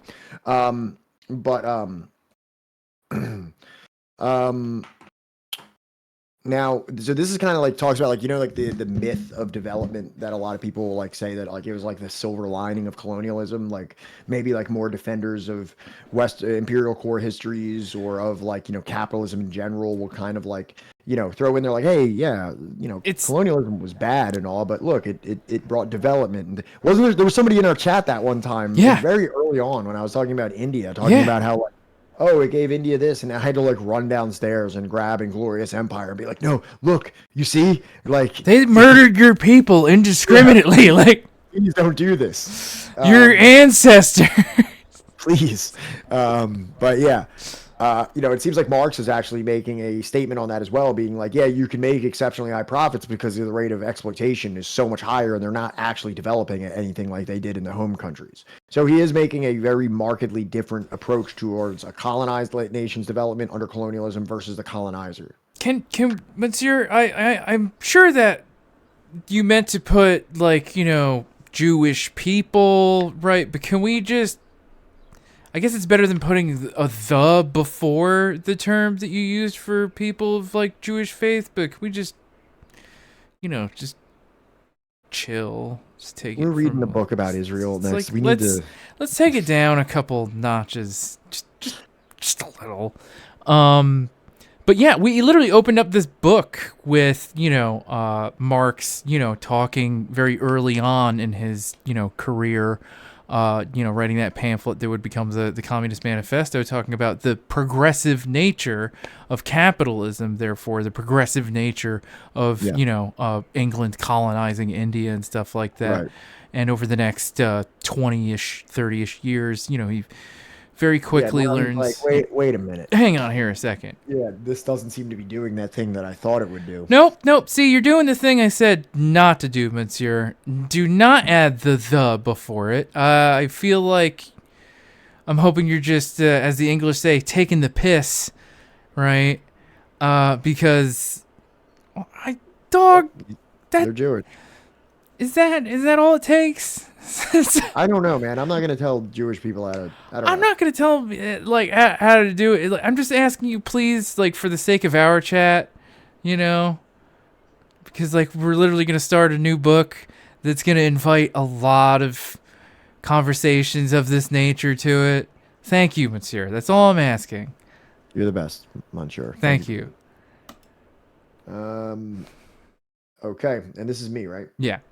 Okay. Also, in Volume 3 of Capital, Marx addresses the role of colonialism during an earlier period, at the birth of European capitalism, especially with regards to India. But here he tends to minimize the effects of colonialism on capitalist development.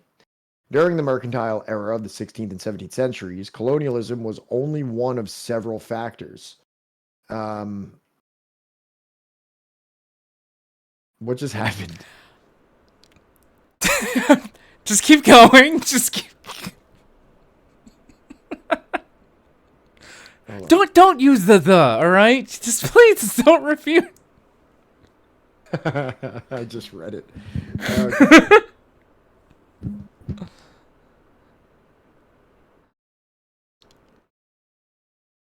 Oh, there it goes.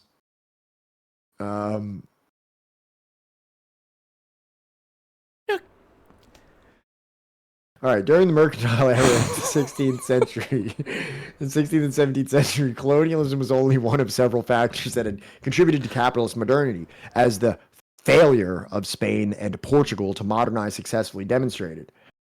The sudden expansion of the world market, the multiplication of commodities in circulation, the competition among the European nations for the seizure of Asiatic products and American treasures, the colonial system, all made a fundamental contribution towards shattering the feudal barriers of production. And yet, the modern mode of production in its first period, that of manufacture, developed only where the conditions it had been created in the Middle Ages. Compare Holland with the fuck-up of Portugal, for example.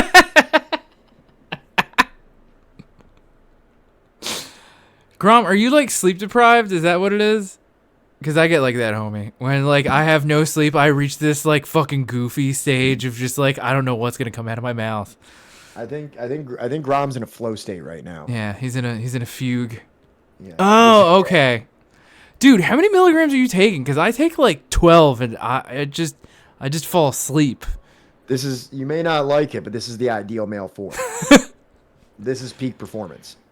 200? Grom on melatonin is the peak male form. You may not like it, but this is peak performance. Wait, you take 200 milligrams? Hold on, let me see. Hold on, real quick. Dude, I gotta see how much I take. 3. So you're on 3 milligram, not 200, because I was about to say like that's a lot. That's like really a lot. Okay. Yeah, I was going to say that would be a psychotic amount of it because I'm looking at this. I do 10 milligrams of liquid and I don't even do a full dropper of these. I used to do 1.5 droppers of these and I wouldn't be able to wake up appropriately in the morning. Yeah. So I started doing like 3/4 of one of these. So I do about 7.5 milligrams. That would be an appropriate bear drink. Yeah, no, dude. I don't know. I still mean to get like the dropper. You definitely could take more. I used to take about 15. I would do 1.5 of these a night. Yeah. But also, I'm a recovering drug addict. So when I see recommended highest dose, especially on over-the-counter medications, I'm like, yeah, I'll need it about 4 times a night. Yeah, no, I take the 12 because like it's extremely difficult for me to fall asleep, and at one point it stopped working, so I literally had to stop taking it for like a week and a half. I don't know if chat remembers that period of my life. But yeah, this I thought was little guy right over my shoulder. Yeah. Hey boy. But what the fuck? Oh, thank you, Potato King. Whoa, thank you so much, Potato King. Appreciate that. We're almost halfway through our fucking fundraiser that I feel like we'll be doing forever. But, you know, if anybody feels like donating any money, please, we will not quit until we've raised our $1,000. Yeah, the dreams get fucking crazy, by not the way. Not for us, not for ourselves. No. For books through bars. Yes, for books through bars. And look at that. It's sitting at $4.94. Isn't that just bothering everybody? Isn't it bothering everybody that it's so close to 500 and it could be like a nice clean 500? Could, but I don't think anybody's going to change that anytime soon. So I think this slide is pretty interesting because it just likes to highlight how much of a fuck up Portugal is when like it literally. I think we should all resonate on that for a moment. Yeah, I mean like it had like the makings of a real like colonial nation, and it just really just let it slip through its fingers. It was one of the first ones into Africa. They literally started racism. You know that thing that in the 1800s there was a little scramble to colonize the rest of it because they realized how much money could be made by colonizing it? Yeah. Portugal was like the first one in there, and they really fumbled the bag. Yeah. Well, I mean, like I just said, like I'm pretty certain they like started the racisms. How are you gonna invent racism and then be broke? Right. How do you let that happen? It's like literally still going on so bad to this day, and it's like you fumbled it that hard. Yeah. Where's Dave? Is he not here right now? I don't know. We were literally doing this specifically to fuck with Dave. I know. Yes, bring Boycat into frame. Yes, him in his little throne. Yes. Scritches from Papa. Yes. He wants to get out. He's like, are you sure? No, it's fine. No, come on. I'm gonna hop in your lap now. Go get back in there. His little throne. Thus, internal factors with European society were decisive in allowing Holland to surpass Portugal in its economic development. But this was the early stage of commercial or mercantile capitalism. Once the capitalist mode of production had become dominant on a global scale, however, mercantile Holland gave way to industrializing England. He therefore adds that it is no longer, quote, trade that constantly revolutionizes industry, but industry that constantly revolutionizes trade. Compare England and Holland, for example. Holland's decline as the dominant trading nation is the history of the subordination of commercial capital to industrial capital. So I think that like what he's getting at is that like, yeah, Holland was able to like, be vicious, cruel, monstrous, vile people abroad, but they like didn't have the balls to like do it to their own people and like force them into factories and shit. Yeah, they're like, by God, I'd never. I don't know why I gave them like a pearl clutchy English accent. Do you have a Dutch accent? I can't do that too, fellow Dutchman. Hinka dinka dinka durgan. Very That's why I need you here, man. Canned fish, windmills, tulips. Tulips? Tulips? I don't fucking know, Grom. Like, do you know, like, when I hear fucking, what is it, Holland, all I think of is, like, you know, my ex that dragged me to some fucking, like, home and gardening fucking, like, expo, and the theme was Holland, and there was, like, windmills and tulips and shit everywhere. Bashing Portugal. Magyar guy, thank you so much for the $6 donation to Books Through Bars. We are now at a clean 500. One day we'll make it to 1,000. Had, like, Ever you know, the so makings slowly. of a real, like, colonial nation, and it just, you know, really just let it slip through its fingers, you know. It was one of the first ones into Africa. During, like, They literally started racism. You know that thing that in the 1800s there was a little scramble to colonize the rest of it because they realized how much money could be made by colonizing it? Yeah. Portugal was like the first one in there, and they really fumbled the bag. Yeah. Well, I mean, like I just said, like I'm pretty certain they like started the racisms. How are you gonna invent Skyscraper racism and then brothels. be broke? Right. How do you let that happen? It's like literally still going on so bad to this day, and it's like you fumbled it that hard. Thank you so much for that $10 donation to Books Through Bars. Going to a very good cause. We all love books here. Let's help the incarcerated individuals that cannot get them so easily. Also enjoy the fruits of reading. The words, the letters. Well, Amsterdam is building a super complex brothel, so tulips, windmills, and skyscraper brothels soon. All right, so we're gonna get a little more kicks in on old Portugal here. Thus, internal factors within European society were decisive in allowing Holland to surpass Portugal. Oh no, we already read this. Oh shit, my bad. I'm sorry. It was in this latter period that the British began to dominate India fully and to make inroads into China as well. Nonetheless, there were many barriers, Marx avers, not least the remnants of the pre-capitalist Asian social forms. The obstacles that the internal solidarity and articulation of pre-capitalist national modes of production opposed to the solvent effect of trade are strikingly apparent in the English commerce with India and China. There the broad basis of the mode of production is formed by the union between small-scale agriculture and domestic industry, on top of which we have, in the Indian case, the form of village communities based on common property in the soil, which was also the original form in China. In India, moreover, the English applied their direct political and economic power as masters and landlords to destroying these small economic communities. I'm sorry, I can't get the idea of like, yes, skyscrapers where I can finally buy people's bodies to fulfill the weird kicks I have. Yes! Bigger. Bigger! Better! More themed rooms! Alright, in India, moreover, the English applied the direct political power as masters of land. Yeah, well, I mean, like, I think, like, you know, here we're seeing basically, like, what England was willing to do that I guess, like, the Hollandaise were not. The Hollandaise. I gotta run to the bathroom real quick. Alright.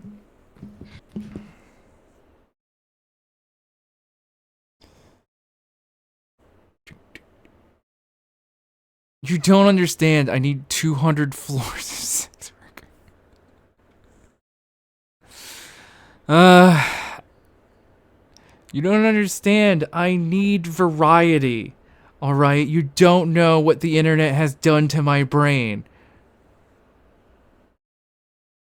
I need so many different possible options. What is this? Oh, that's a good one. That's a good one, Tay. Is this what it is? Is this literally the design for it, Grom? Have you ever been on page 73?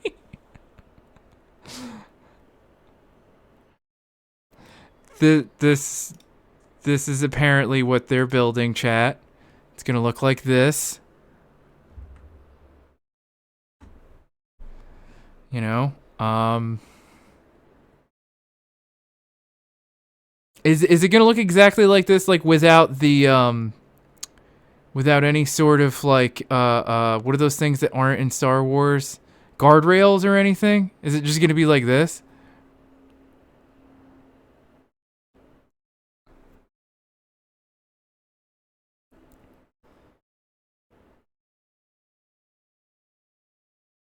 Oh no, so this is not just like the complete design where they're just gonna build this out of like plastic and concrete.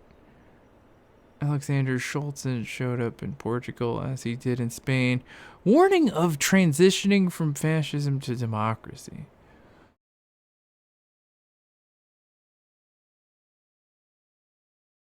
What? I don't even know. Yeah, this is apparently the Kink Tower. The Kink Towers, right? Oh no, another bicycle has struck the Kink Towers. Yeah, I don't know. Where are you gonna park the bicycles, Grom? I assume it's like somewhere in the back here, or like, you know, over on this side or something. And that all of this is gonna be underground, you know?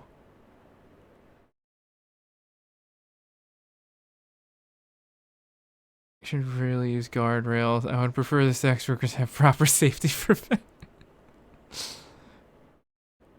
I didn't mean it like that. Which do you think is going to be more expensive, Pat? To pay for a person's body to fulfill your weird, you know, perverse dreams down here, or up here? I think the bottom's probably going to be more expensive, right? Why would the bottom be more expensive? I don't know. I feel like the bottom is where, like, you know, all like the shit that's not okay for people to see from the highway. If you go to happens. a hotel, Yeah. the tops are like the penthouses and shit. Right. I imagine the top would be the penthouses of sex. Right. The view is where it's at. But I mean, like, I don't know. This view looks like it fucking sucks. Dude, what are you, fucking Zoolander or something, dude? This isn't the actual fucking building.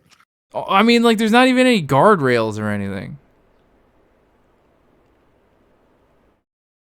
Also, are these supposed to be, like, rooms? Or is this, like, some kind of, like, weird corkscrew thing going on here?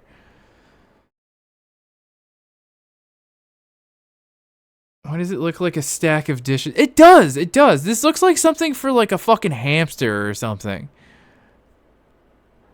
It's like, oh, he's gonna wander around the little, you know, spiral plastic pieces here. What is this? A sex skyscraper for ants? What is this? A sex skyscraper for gerbils?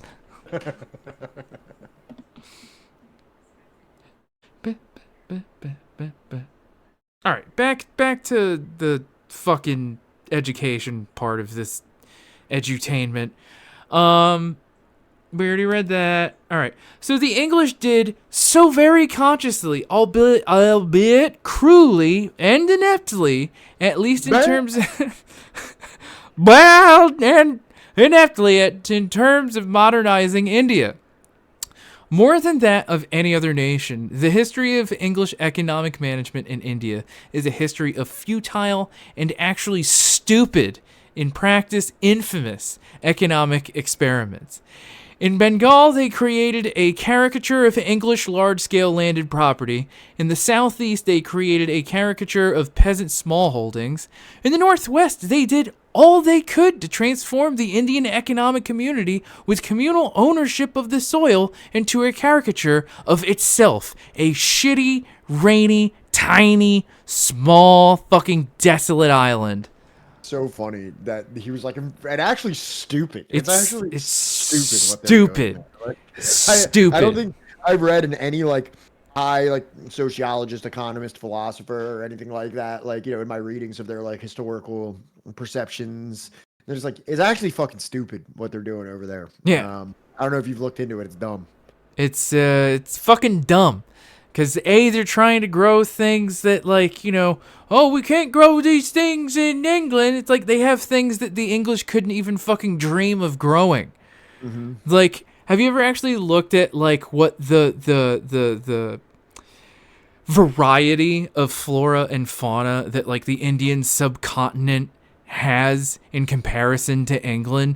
England, over the last, like, you know, 2 millennia, has decimated, like, almost like its entire variety of flora and fauna down to, like, nothing. It's like, oh, only this one kind of tree grows in this entire forest, yeah? Meanwhile, in India, it's like, you know, there's like 5 different species, you know, in any fucking given direction, and an entirely, like, new biosphere happening, like, with every mile.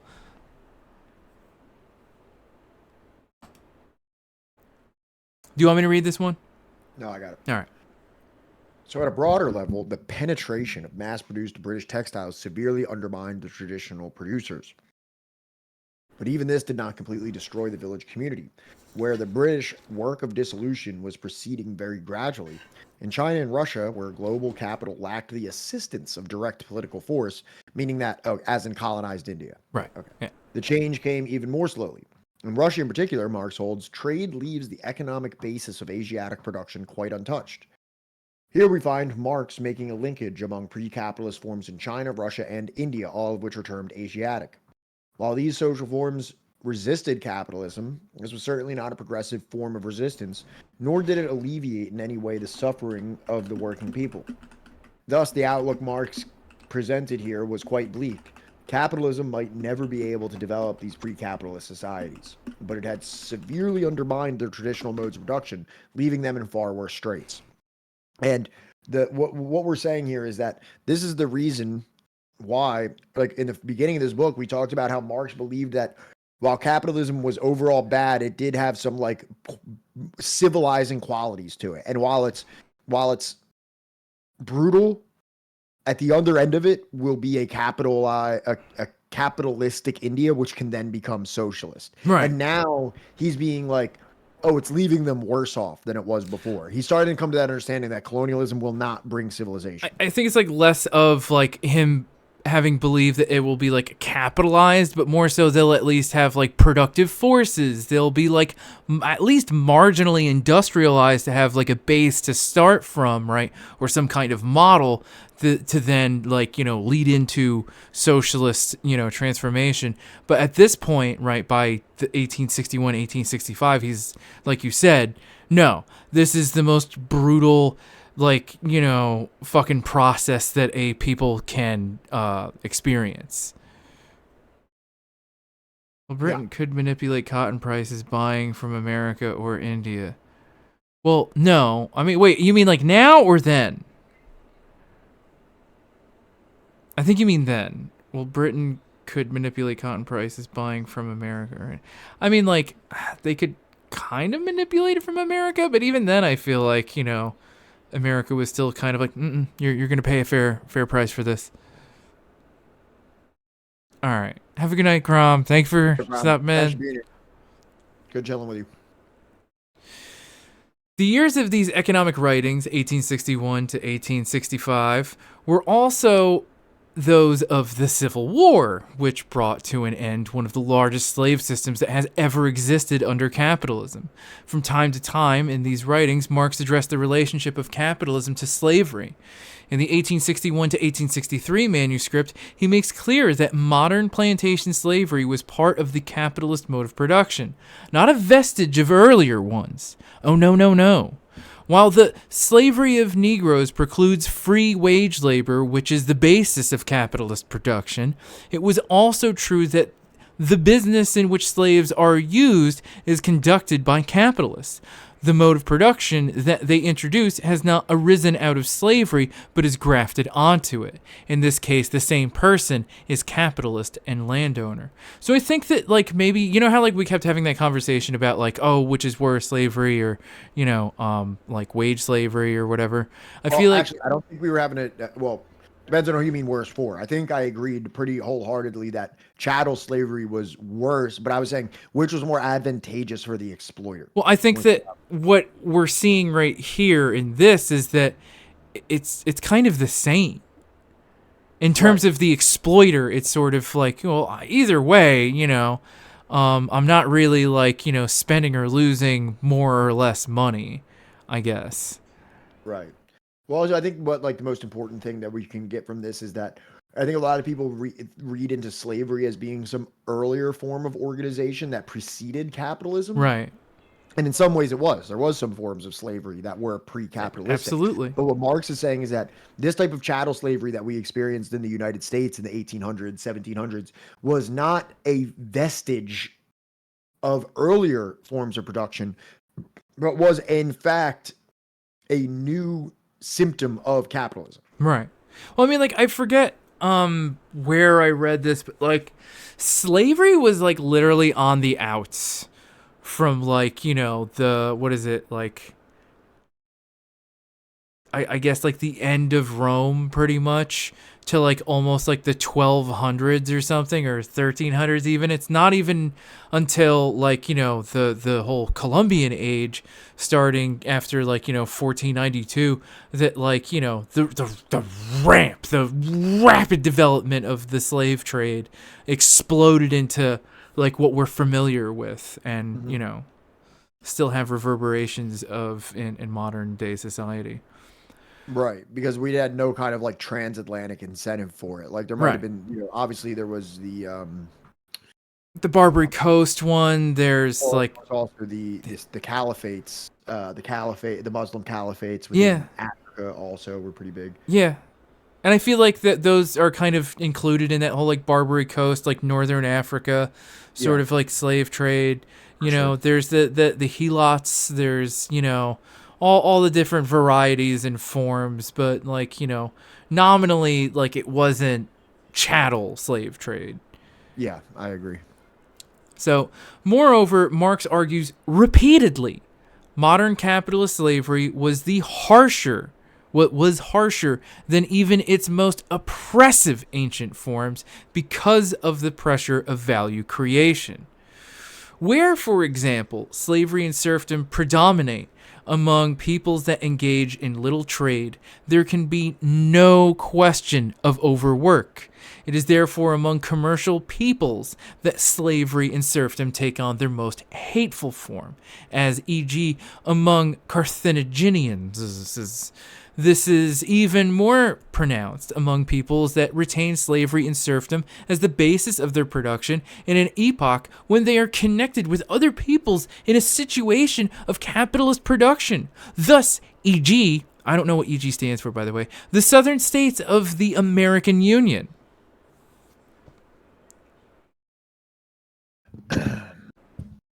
Yeah, so this is Marx again, kind of just growing upon what we said in the last one, that modern capitalist slavery was even harsher and more oppressive than these ancient forms. And like, you hear Candace Owens being like, everyone did slavery. Yeah. Slavery always existed. There was always slavery. For some reason, you want to act like when white people did it, it was bad. And it's like, well, slavery isn't exactly the same. Yeah. I mean, like, there's plenty of people that like we've what? Oh, I'm sorry. No, what were you gonna say? I was just gonna say that I've dealt with this argument a lot, and I think that there's a really easy way that you can just deflate it entirely. And it's like, when somebody will bring this up about native tribes or natives in the United States or Canada or any of these places, and they'll also do it for slavery. Well, they'll be like, it's kind of like, if we didn't do it, someone else would have, or they did it before we got there. We just did it better in a way. And I said, as somebody who lives in Pennsylvania, okay, they were like, oh well, there's the Lenape, the Lenape. And I was like, well, if we currently lived in the Lenape states of America, and the Lenape were at the the helm of destruction. If the Lenape had followed the same trajectory that the United States did and were this like monstrous imperial power because they, somehow found themselves on top of that hierarchy, I would criticize them the same way as that did the United States. Right. You know what I mean? It's not like just because people did it, it's like, okay, well, what I'm doing is I'm looking at the world right now, and there's one state, or however you want to refer to it as, is utterly dominating everything, and it's because of the way that they, expropriated land, Right. murdered people, underhanded imperialism, and all these things. Whoever did that is the person that I'm gonna criticize. Right. So I don't care which type of person it was, where they lived, what persuasion that they have. That's who's catching my criticism. Right. And so I don't care that black people had slaves. I don't care that other native tribes enslaved and killed other Indian tribes. I don't care about that, because guess what? Right now, Western Europeans dominate the fucking world, and they dominate the world because they engaged in slavery, land expropriation, colonialism, and imperialism. And again, like we were just talking about before, in terms of like, the slavery practiced by the caliphates, the Barbary Coast, or like, any other form of pre-Columbian slavery, right? It was different. Like, literally, there were like different rules in terms of like, how you could treat a slave, and like, their methods or like path towards freedom and whatnot, and rights to like their children, etc., etc. And I was literally just about to get to that, Sean. Also, some tribes did participate in chattel slavery. They're called the 5 civilized tribes, and Cherokee is among them. Again, history is complicated, but what was the impetus for them to adopt chattel slavery?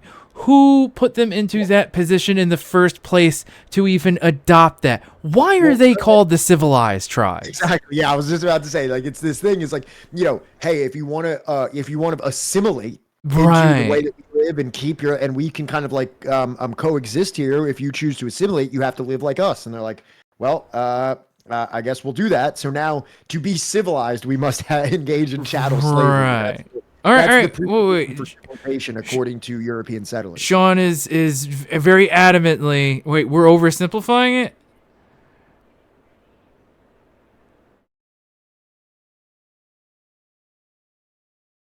Who's saying what? All right. So we've got 2 indigenous comrades in chat. One is saying we are oversimplifying it. Red Falcon is letting us know that the Cherokee National Museum has a whole exhibit on it. I don't even see the word oversimplification. I don't even know where that is. I don't know, but like, let us know, Sean, how we are oversimplifying it. We will go over your comment. San Diego J, who came from Europe to fight slavery, chattel slavery at that. Was it the Quakers or something? No, it would be like German socialists, like they remember there's that guy Village that like tried to duel Marx. He literally joined the Union to fight in the name of abolition more than, any American, ideal. So Sean says there was already a political and social split in the tribe before chattel slavery was adopted, about 50 years prior, between traditionalists and progressives. The progressives wanted to adopt slavery. The traditionals did not. I'm actually a little bit curious because like I brought up natives engaging in slavery as well as engaging in other forms of like warfare between inter-tribe warfare, and then also that black people had slaves or participated in the slave trade. And my overall point was that for me it matters who at the end of the day is the one that has the overall overbearing position of power in the world that is being used to abuse marginalized people. And like, let's just say, for example, I'm talking completely hypothetically, and please, you can correct me if this is something wrong there, but I'm just constructing a hypothetical, right? Let's say that something happened in one of those civilized tribes, right? And it just so happened that through the use of chattel slavery and through some like, one of the robber barons, was like someone of that descent, and it somehow catapulted that tribe into the position of what the United States is right now. I think that you would be able to levy that criticism, as it doesn't matter who did what to who 100 years ago. It matters who is the one that like is currently sitting at the seat of power that is infringing upon all the other marginalized groups. Doesn't matter who it really is. Sean says, right, I get your point, but neither of you are native and our history is complicated. But yeah, I get your point and agree. Yeah, no, look, we're not trying to be like, oh, well, they should have never done that. It's just like, dog, I promise you are going to pick up The Great Father and have, the decolonized Buffalo boys back on, and we're going to, do that again, right?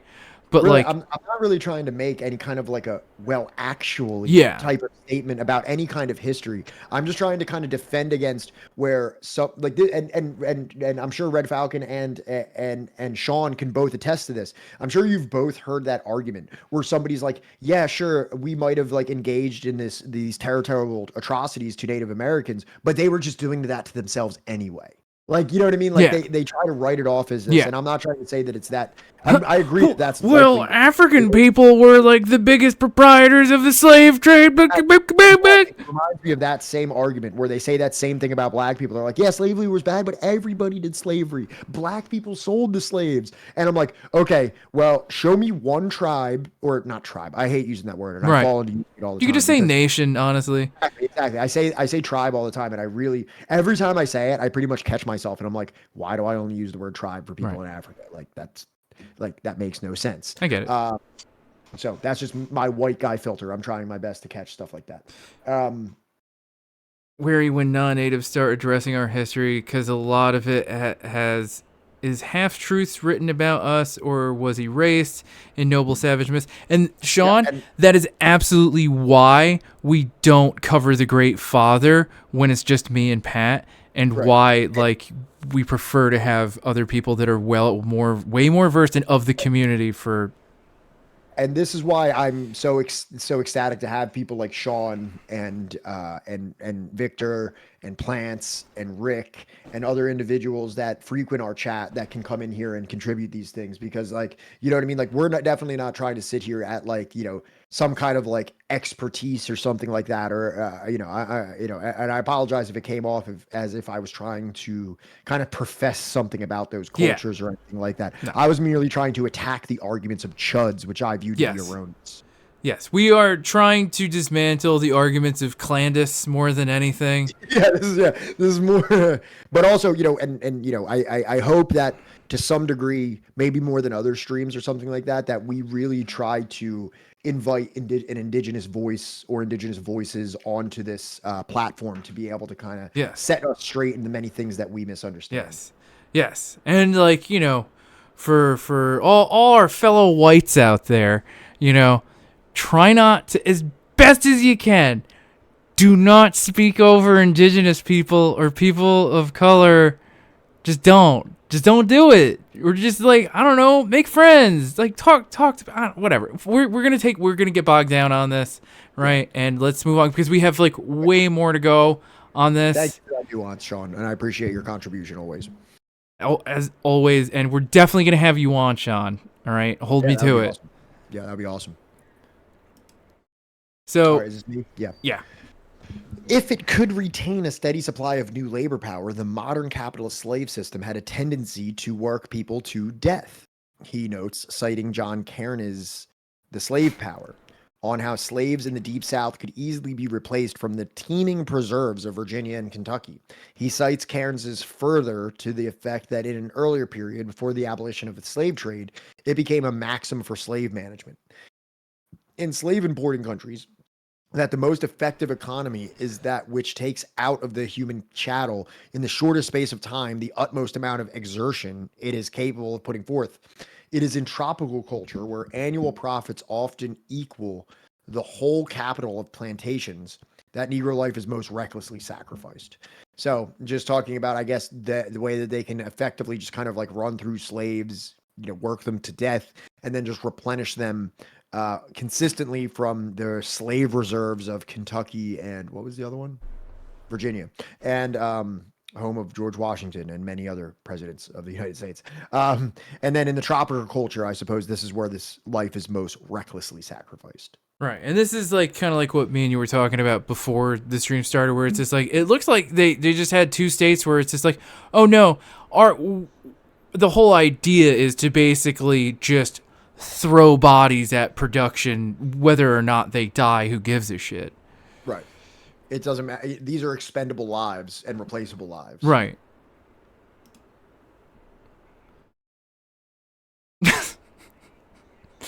So, and now, oh no, this is you, right? Yeah. Okay. While abolition was on the horizon in the United States, allegedly, in Spanish-ruled Cuba, slavery continued until 1886. Jesus Christ. At least it's not as bad as Brazil.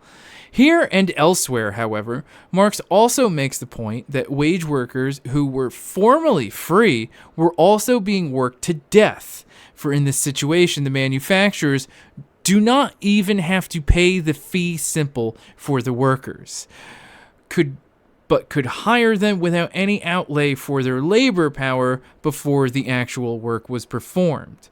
This was because these workers were also part of a seemingly inexhaustible supply of labor power.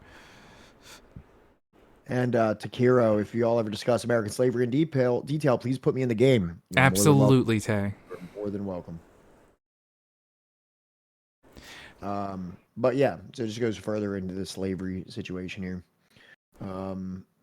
That, like, you know, this is the debate that, like, or not debate, but like the conversation that, like, you know, me and you have had on and off stream about, like, you know, like the whole, you know, is it more cost effective for like the capitalist or the proprietor class to, you know, have wage slavery or chattel slavery, right? Because, like, you know, they're both seemingly inexhaustible, right? And one seems to be almost cheaper in regards to, like, you know, the upkeep or the maintenance of it to the employer direct. Oh, well, when I say employer, I really mean like the exploiter, or should I say the owner? In the most dehumanizing fashion, yes. Exactly, yeah. And it's just like, I think it goes more into this if we move forward too. I think there's a little. I think it expands on this just a little bit more. Oh no, I must have taken that part out. nope, just go straight into Ireland. Yeah, I had to abridge some of that. Man, it happens, man. Yeah. But do you know what year, like, Brazil abolished slavery? No, when was it actually? I think it was like 1899. Yeah. And then also that's something else that I hear people say all the time. They're like, "Yeah, I'm sorry, 1888. 1888. My bad. Like, yeah, well, if you think America was bad with slavery, you know, Brazil had it for the longest." And I'm like, that wasn't really Brazil. That was Portugal. Right. Or was it? I don't know. Would that be really considered Brazil at that point? When did Brazil achieve nationhood? Well, on May 13th, 1888, Brazilian Princess Isabel of Bragança signed Imperial Law number 3353. Although it contained just 18 words, it is one of the most important pieces of legislation in Brazilian history. Called the Golden Law, it abolished slavery in all its forms, except for wage slavery.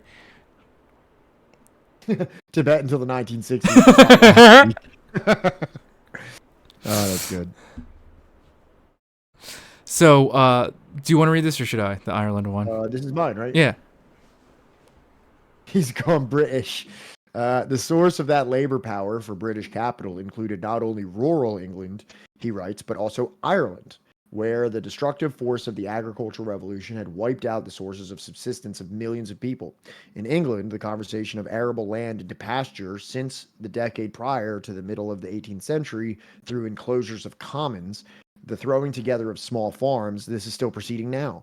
The clearing of estates has taken place again in Ireland on a very large scale since 1846. The death by hunger of 1 million Irish and the driving of another million overseas. This was a clearing of the estates of Ireland still continuing. Somewhat later, he remarks that a flow of Irish people into the industrial districts of England had depressed the price of labor power, far exceeding the capitalist hopes that immigration would increase competition among workers. So this is just more like, you know, we actually went over these topics pretty big in the Ireland section, but, you know, just showing that, like, you know, very, you know, Marx are noticing things that are still very relevant today in the way that, like, migrant labor and domestic labor, you know, are used to drive down wages and to create divisions within class solidarity and things like that. And that also how there is also this kind of like expropriation of, or exportation of, like, Remember when we were reading The Divide and it talked about how England only has so much landmass. There's only so much that it can do It's not domestic. that big of an island. It necessarily has to prey upon some other landmass that can Right. grow more things, that can provide more labor, that can provide more markets. Right. This is like the earliest iteration of that with Ireland. Yes. Well, I mean, like a lot of people or historians will literally say that Ireland was England's test bed for everything that it would implement within the colonies, within India, within the Caribbean. That like they were kind of like the proto colony. Right. Oh, and here we're starting the narrative structure of Capital Volume 1. So, Johnny, you wanna take this away? was that? You want to take it away? I guess. So, as you can see here, in 1867, the first German edition was prepared for publication by Marx with minimal input from Engels. So for you, like Marx purists, like that's the one you need to try and find. Good luck if it's in English. I don't fucking know. 1873, the second German, with considerable alterations, was prepared for publication by Marx, again with minimal input from Engels. So maybe you get like, a couple little extra biddies here and there that like, are a little bit more like, less racist. So by 1872, 1875, you have the French edition with the considerable alterations initially published in serial form, which means that like there was instead of all one big thick fucking 1,000-page fucking book, it was all the different chapters published, in order. Right, translated by Joseph Roy from the second German edition. So it's translated to French from German, again with considerable alterations by Marx and with minimal input from Engels. And this is the last edition that would be prepared by Marx for publication. 1883, the third German edition with considerable alterations was prepared for publication by Engels rather than Marx shortly after Marx's death. That's why, if you read Capital very closely, there's all these hidden messages about like how Slavic people don't deserve to live. Based on second German edition, took into account some aspects of the French edition. And then we're almost at the end, 1886, the first English edition with some alterations, I assume, of the French or the third German edition, translated from the third German edition by Samuel Moore and Edward Aveling, with considerable input from Engels, Eleanor Marx, checked and corrected the numerous citations from English sources. So like, this one is just going to be just ass, this is probably the popular version that like, oh no, wait, no, 1890, the fourth German edition with some alterations, standard edition to this day. So even the one on my bookshelf is this shitty fucking like, heavily edited by Engels version, right? It's why like, everybody is so like anti-Russia today that, says that they're a leftist. Prepared for publication by Engels, who took into account both the English edition and further aspects of the French edition. So for the real heads, you got to get that French edition, right? With the considerable alterations. This is the last one. This is the last good one. The rest of them, nah, dog shit. You've been learning it wrong. I know that we've all been, reading Capital, Volume 1 I know we've annually. all been lying about Capital, but just make sure you're lying about the right edition. Right.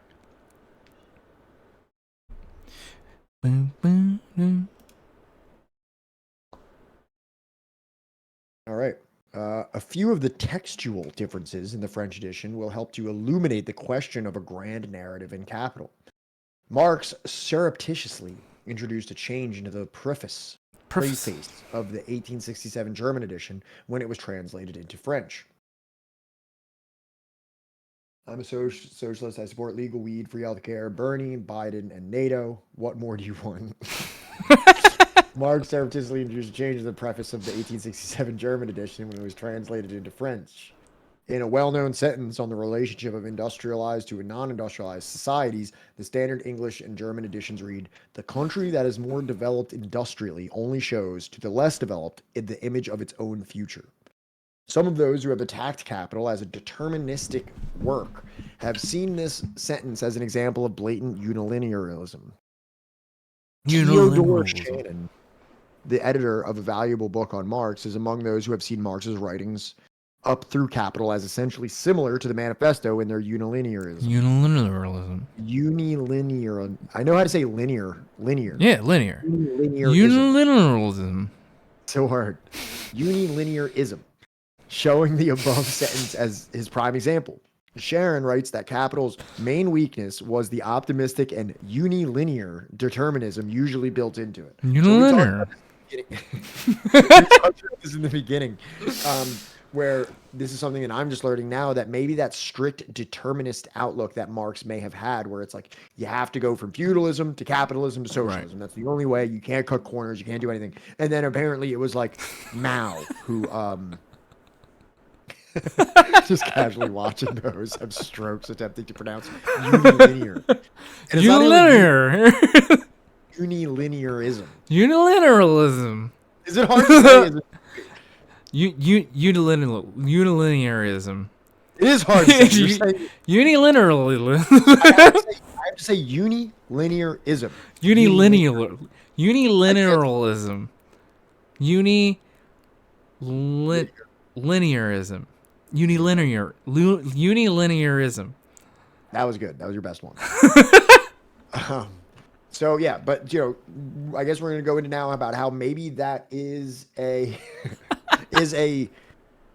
maybe there's some portions that were left that were lost in translation that kind of move away from that heavy determinism. Right. Well, I mean, like, I don't know if Sebs is still in here. All right. So Sebs, I brought it before how, like, Marx in, like, the Communist Manifesto days, right, in, like, the late 1840s was like, all right, you get, like, your starter, right? You start off with, like, Charmander. That's your primitive accumulation. And then you get Charmeleon, right? And that's, like, your capitalist mode of development and productive forces. And then finally, like, Charizard is, like, your, like, communism, socialist development or whatever,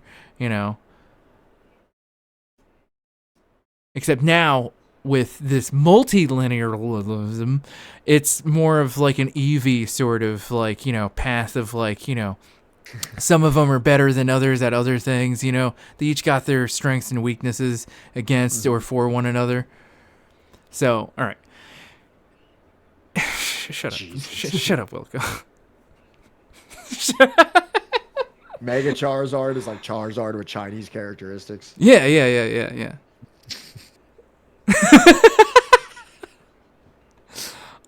Is this a shiny Pokemon or not? I mean, like, yeah, probably, I guess. I don't know. The shiny Pokemon, I guess, would be like Lao. Yeah, Lao, yeah. Lao or like, no, I'm not going to make a Chimera's joke. In the next two paragraphs, Marx compared the situation in England to that in the continental Europe, especially Germany, without mentioning any non-European societies. Sayer and Corrigan conclude Marx is publishing in Germany in 1867 a treatise. It's illustrated mainly with English data. He is understandably concerned to establish its relevance to German conditions. Since Germany is a society in which capitalism has taken root already, its normal development can reasonably be expected to follow an English path. But this is no way implies a hair in my mouth. I won't get out. God damn it. All right. So, but this in no way implies any necessity for societies in which capitalist production is not already established to do the same. Debate over this sentence in the 1867 preface is, in fact, over a century old and can be traced to some of the earliest discussions of capital in Russia. Something that so Johnny reads well occasionally. Thank you, Monsieur. I'm trying. So that's interesting to learn, right? Is that this thing that I assumed was actually a fact, that Marx had this deterministic view of economic progression, is actually something that has been debated since 1867. Marx was still walking the earth during this debate. Which, like, he literally could have weighed in on, is what you're saying? Like, it's a debate about what he wrote that he could have weighed in on and, like, didn't. I don't think I will. I don't know. Could be either, you know. Depends on the day. You know, what's the weather like? Has Engels sent the check yet or not? Yeah, maybe I'll answer that question once that check clears. You gotta get off. You gotta get off. What? No, no. I'm gonna get you one of those hoodies with like the little cat pocket. He's coming back already. Papa. Oh, Papa.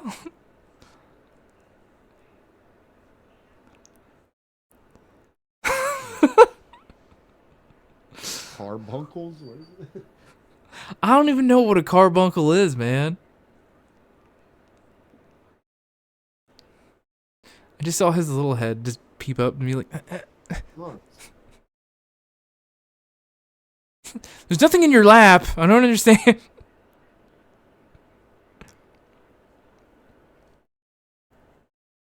Are we waiting for Boy Cat to hop up? Oh, you want me to do... So first you make me read the N-word part, and you're going to make me the Trotsky... All right. You know what? Fine. Because... Yeah, guys, No. I'll read it. As the former Trotskyist here, sorry, like, you know, you didn't get to have that enlightening fucking period in your life where you went to book meetings, like, you know, fucking 2 or 3 times a week, right? Around a bunch of people literally writing articles for themselves, right? Hoping that other people would pay like $3, you know, for their high gloss fucking union printed magazine, right? I'll read the fucking Leon Trotsky art. Okay? All right.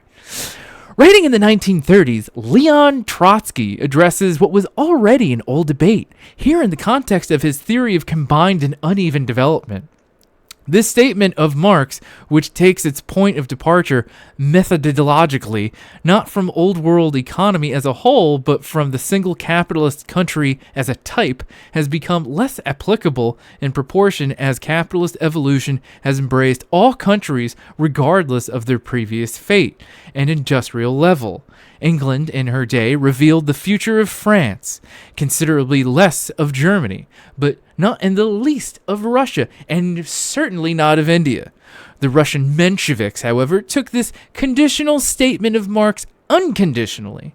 Backwards Russia, they said, ought not to push ahead, but humbly to follow the prepared models. To this kind of Marxism, the liberals also agreed. It's funny how he literally put Marxism in quotes because the Mensheviks were like, you know, fucking dog shit. And, you know, I like that. So what is your you know, reformed Trotskyist interpretation of this as it pertains to Marx at the margins? As it pertains to Marx at the margins, if I'm understanding it correctly, right? The Russian Mensheviks, however, took this conditional statement of Marx unconditionally. Backwards Russia, they said, ought not to push it. That deterministic view that, right? They adopted that deterministic view that they needed to progress along liberal capitalist lines before they can entertain socialism. Like, we can't even entertain the conversation of socialism right now. You guys are being too... you guys are breaking the Marxist tradition here. Even Trotsky said Pat Sox get fun. Well, I mean, like, you know, it's funny because regardless, like, you know, Lenin wound up like putting in the NEP, right, to build productive forces anyways. So, I mean, there were a lot of people that detracted, you know, and literally like screeched and squealed and bayed at the moon about how, you know, they've abandoned socialism when they adopted the NEP. Right. You know, so regardless, right, they have to build productive forces, and people would say the same thing of China when, like, you know, Deng made his reforms, right, that, like, oh, they've abandoned socialism, when they were like, all right, well, we are still building socialists, but we also are incredibly impoverished, so, you know, we need to figure some way out of this. Yeah. You know, and like we talked about before in this chapter, and nobody pushed back against it, you know, just because there's money and just because there's markets where people sell things and buy things does not necessarily mean, oh, that's a capitalism. Correct. Yeah, materialism starts with bread on the table. Legit, yeah. You know, I mean, socialism does not mean when poor. Correct. Yeah, 100%. Right. Okay, so these are serious answers, but they still leave open the possibility, however slight, that Marx intended to apply this notion of an iron necessity more widely, as he had in the manifesto. But note how the sentence in question reads in the later French edition, where Marx makes his surreptitious alteration. I read that word like 2 times already, and I didn't fuck up over it, and here I am. The country Hello, that is Dane. developed industrially only shows. Who's that? Hey, how's it going? Oh, hi, I think it's the first time. Hey, thanks for being here. What's your name? Lodane. Mm-hmm. Cool. Thanks for being here. The country that is more developed industrially only shows to those that follow it on the industrial path the image of its own future.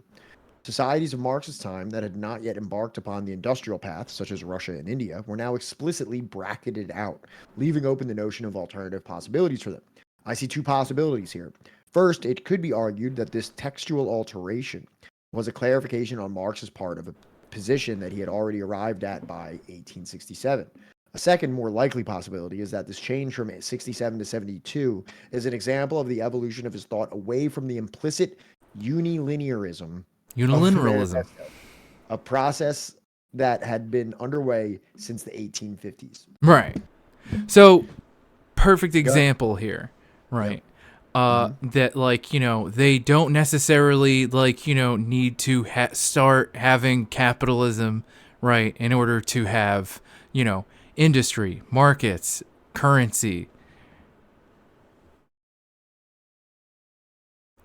Right, yeah, absolutely. That there is not a singular path forward towards socialism, that this can happen in a more varied way in different societies that are at different phases of industrialization and production. And this is, again, another reason why, because I remember reading the fucking Communist Manifesto as a Trotskyist, being like, oh, so, you know, so capitalism will be in decay and socialism needs to be built on the bones of capitalism as it's decaying, right? Yeah. And it's like, no, not necessarily. Like, you can just literally start fucking anywhere on, like, the EV evolution tree of, you know, fucking societal development towards socialism. Absolutely, yeah. Oh, man. You all right? Yeah, I'm good. I'm just getting theory drunk. I know. I said to chat, and I said it in the tweet for this episode, this is going to be a bumpy one, and this is going to be very theory heavy, but I think so far we're doing good. We're at 34. So we're over halfway done. Yeah, I think. We're well over halfway done. Yeah, well, we actually literally might even be done before we hit the 4-hour mark. So. Well, it does help without the. Well, thank you, Lodane. Hey, Lodane, thank you so much for the donation to Books Through Bars. Very awesome. Yeah, no, we like knowing who donates to Books Through Bars, so we can thank them enthusiastically. Yes. Also, chat, make sure that you follow Lodane.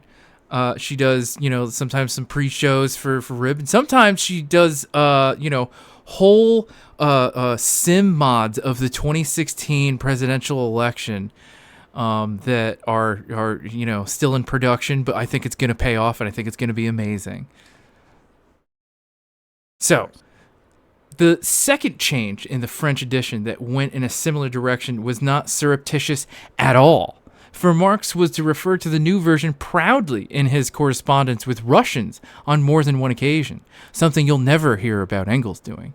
In an important passage in Part 8 on primitive accumulation, in the standard Engels-edited editions, Marx discusses the rise of capitalist forms. Quote, the transformation of feudal exploitation into capitalist exploitation, through the expropriation of the English peasantry, a period in which great masses of men are suddenly and forcibly torn from their means of subsistence and hurled onto the labor market as free, unprotected, and rightless proletarians.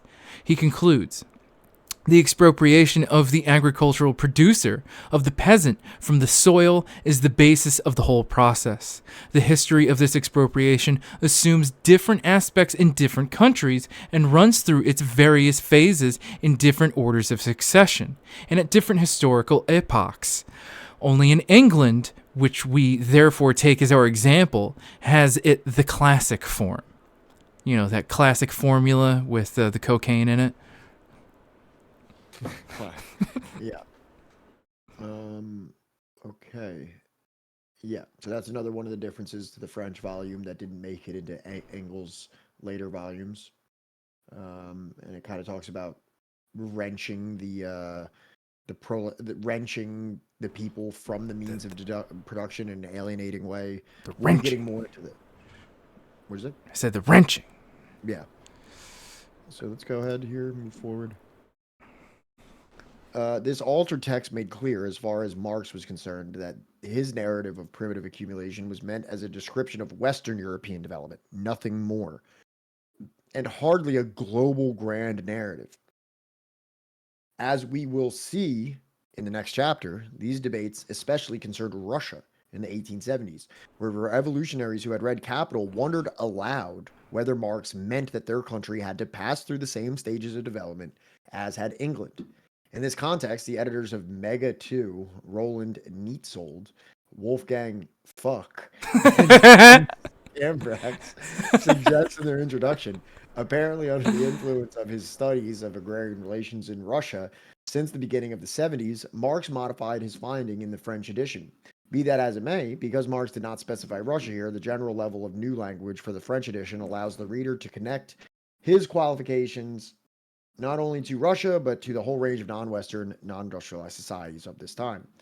So now it's saying that when Marx was making these types of broad statements, is that they were referring exclusively to Western Europe in whatever he was studying there, that these were not necessarily intended to be applied to every country around the world. He's specific to a very Western Europe material condition that necessitates this.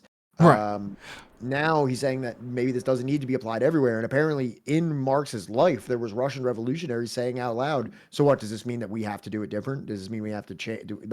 And it's funny because, you know, that's persisted all the way till today where people say that that's what Marx believed. So it's interesting.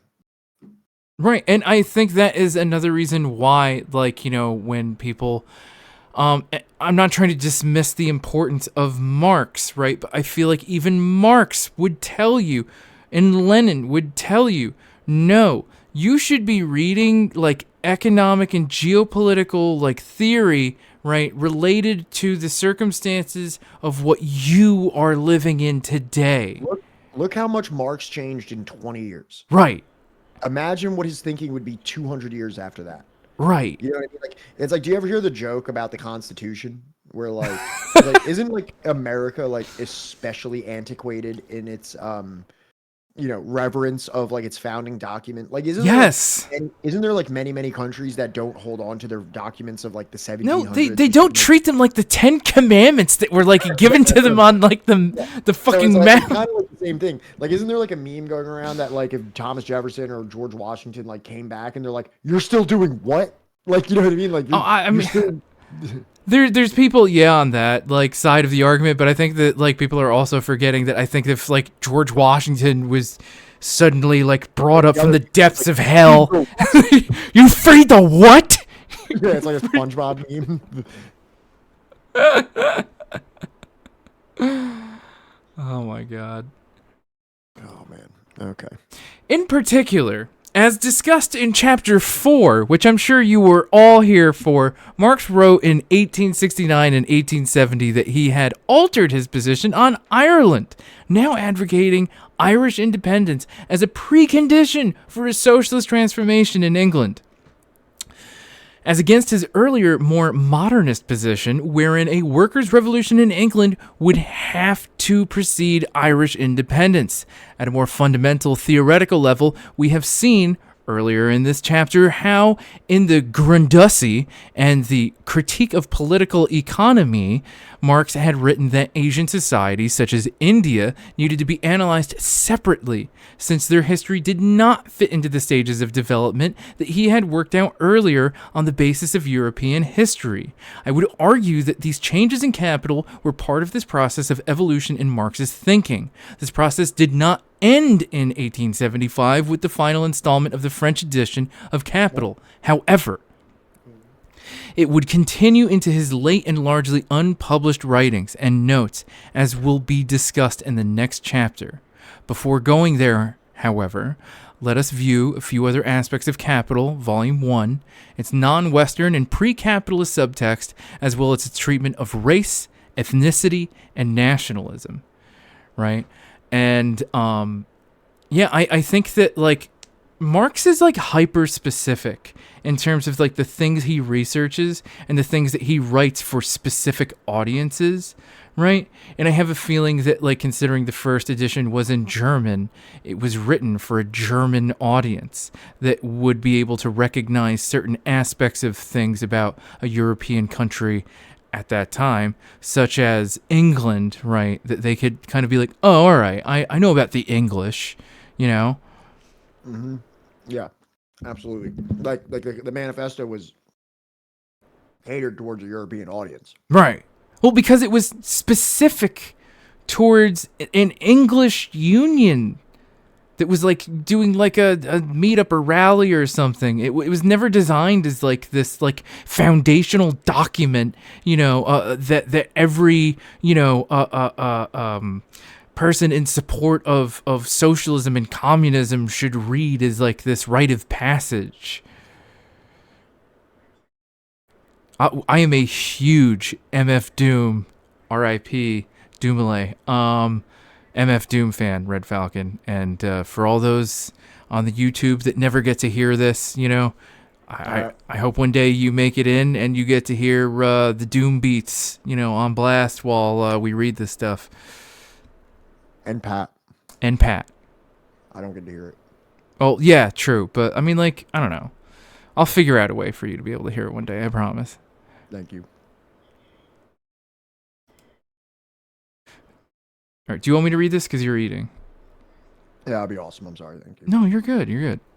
As we have seen, in Capital was centered... Wait, what? As we have seen, in Capital was centered on Western development, something Marx underlined in the later French edition. Yet there was also a subtext where non-Western and pre-capitalist societies put in the occasional appearance. Such societies were present throughout Marx's argument about the growth of capital, hovering in the background at crucial junctures as the other of Western capitalist modernity, at times helping the reader grasp the social order's perverse uniqueness. A second aspect concerned how the very existence of these non-capitalist societies implied the possibility of alternative ways of organizing social and economic life. A third aspect revolved around the ways in which examples of these societies helped him to elaborate modern, progressive alternatives to capitalism.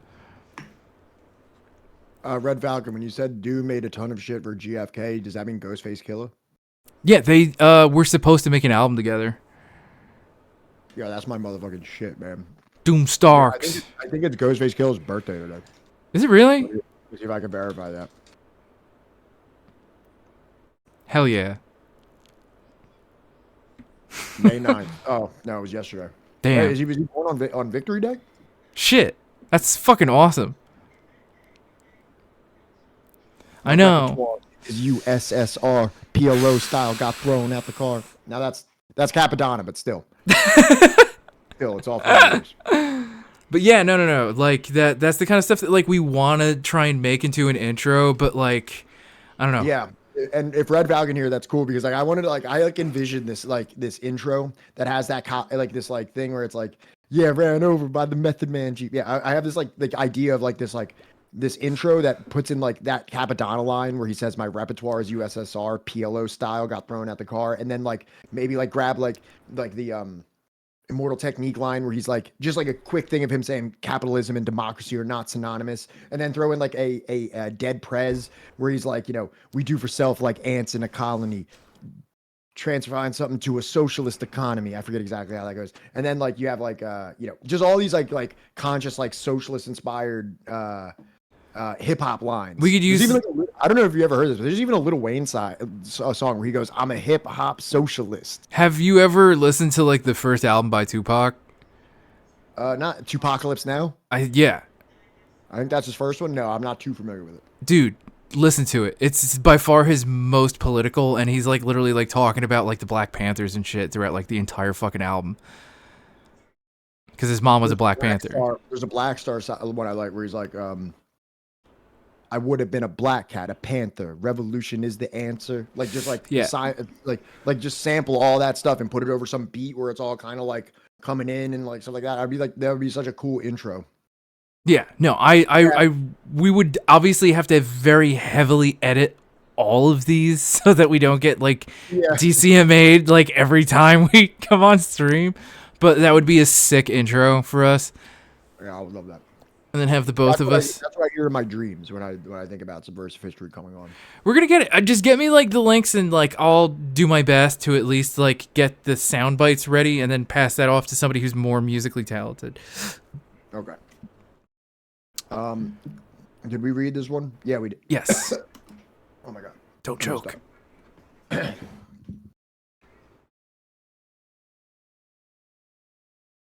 All right. In this free and transparent society, the individual will be part of a free association rather than isolated and atomized in the modern capitalist sense.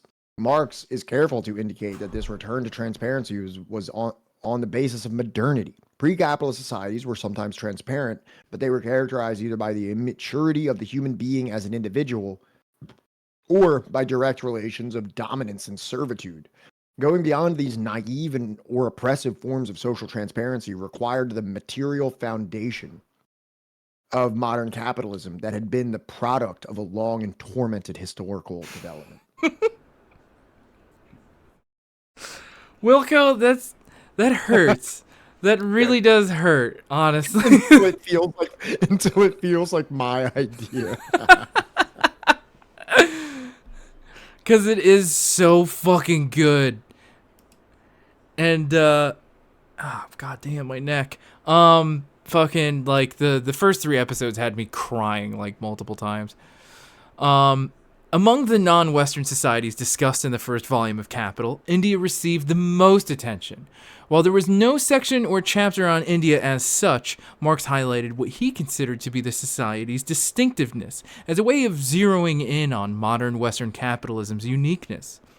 India appeared as a subtext throughout the crucial Part 4, the production of relative surplus value, where Marx analyzed the technical innovations that radically increased both labor's productivity and its level of exploitation and alienation. Marx took the reader through 3 forms of this process: cooperation, manufacture, and lastly, machinery and large-scale industry, which were to some extent chronological. In the chapter titled Cooperation, Marx focused not only on small-scale or localized social cooperation, but something larger and much more authoritarian. Ow. Right, absolutely. Hi, Pinko. Hey, what's up, Pinko? Glad you're here. Studying what Lenin taught about making revolution back in the day and figuring out what it is and what it isn't still is relevant and useful for today's material conditions. I'll probably be important going forward. Not easy, but probably important to modern day communists and revolutionaries. Yeah, no, and I'll never say that reading Marx or Lenin is like not important, right? But I mean in terms of like understanding contemporary issues, right?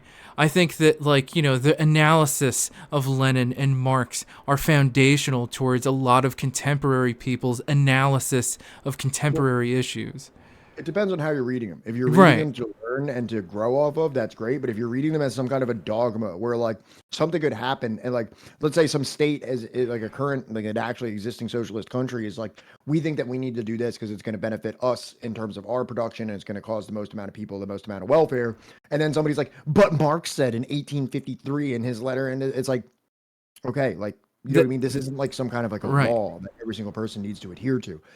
If that were the case, and there's people that believe this, some kind of like, I don't know if you would call them ultras or what, but the people are like, Soviet Union wasn't socialist, and Cuba wasn't socialist, and China isn't socialist. And it's like, why? Because it doesn't follow the 10 commandments of Marx or however you read Marx. Right. Like if you're, there's like so much ambiguity, even not ambiguity, but there's so much evolution and growth in Marx's writings, even that like, even holding him as some kind of like sacrosanct deity of socialism is just ridiculous. Right. Because like, as we're seeing, alive for another 10 years. Right. As we're seeing, right, you know, like the last 10 years of his life seemed to have like the most amount of growth that literally like he probably would disagree with most commonly held conceptions of what he believed or what is written with his name on it. And also, he could have been wrong. He could have been wrong about anything. That too. We're talking about sociology and economics, and these things are so theoretical, and there's always a caveat and always like an exception and things like that. So just like because Marx said something one day does not mean that it's a law. Right. Or Lenin or anybody. It's like, well, Marx used the N-word all the time. I don't understand why I can't. Marx was perfectly fine using the N-word. He did it all the time. Are you saying Marx is racist? Well, yeah. Yeah. Marx was definitely racist. Lenin even, not Lenin, Engels even more so. Correct. We haven't dug deep enough on Lenin. We'll find out later. He proceeds to delineate 3 historical forms of cooperation. 1, that the village that of village India and other similar societies characterized by common ownership of the conditions of production and a lack of social individuation. 2, other forms from ancient times to those in modern colonies resting on direct domination and servitude, in most cases on slavery. And 3, the modern capitalist form, which presupposes from the outset the free wage laborer who sells his labor power to capital. The last of these arose out of the breakup of the medieval European guilds and village communities. Overall, it was a very different social form from the first 2, one peculiar and specifically distinguishing the capitalist process of production. Off topic, but how would you refute the argument that fascism and socialism are 2 sides of the same coin? Well, what coin are you talking about? Are you talking about a coin of political spectrum where on one side of the coin you have fascism and the other side you have socialism? Like I wouldn't refute that. I don't know what you mean by a coin. Like as far as like human development is concerned, there's like, opposing spectrums. Yeah, there's 2 sides of it. One of it is fascist. There's 2 wolves inside you. One's fascist and socialist. It's like the coins are we dealing with here? Yeah, it's like the inside of the coin somewhere in there is like liberalism or something. Yeah, like, or it's like some other coin like liberalism and capitalism, and you think that that's the good coin and socialism is that coin. Like, what do you like? How big of a coin? Yeah, how big is this coin? Is it like one of those like Kennedy $50? Is it like nickel thickness or is it like penny thickness or like dimes are super thin, right? Have you ever seen The Simpsons where they add another area code and like everybody's mad about it because now there's going to be 2 area codes in Springfield, and so like they have this big convention and everybody's upset because there's going to be a new one, and like there's like some like recording, like they show them like a video where they're like, "Don't worry, even a monkey can learn 3 additional numbers," and Chief Wiggum gets up and he's like, "Well, how big of a monkey?" Well, how big of a monkey are we talking about? Yeah, exactly.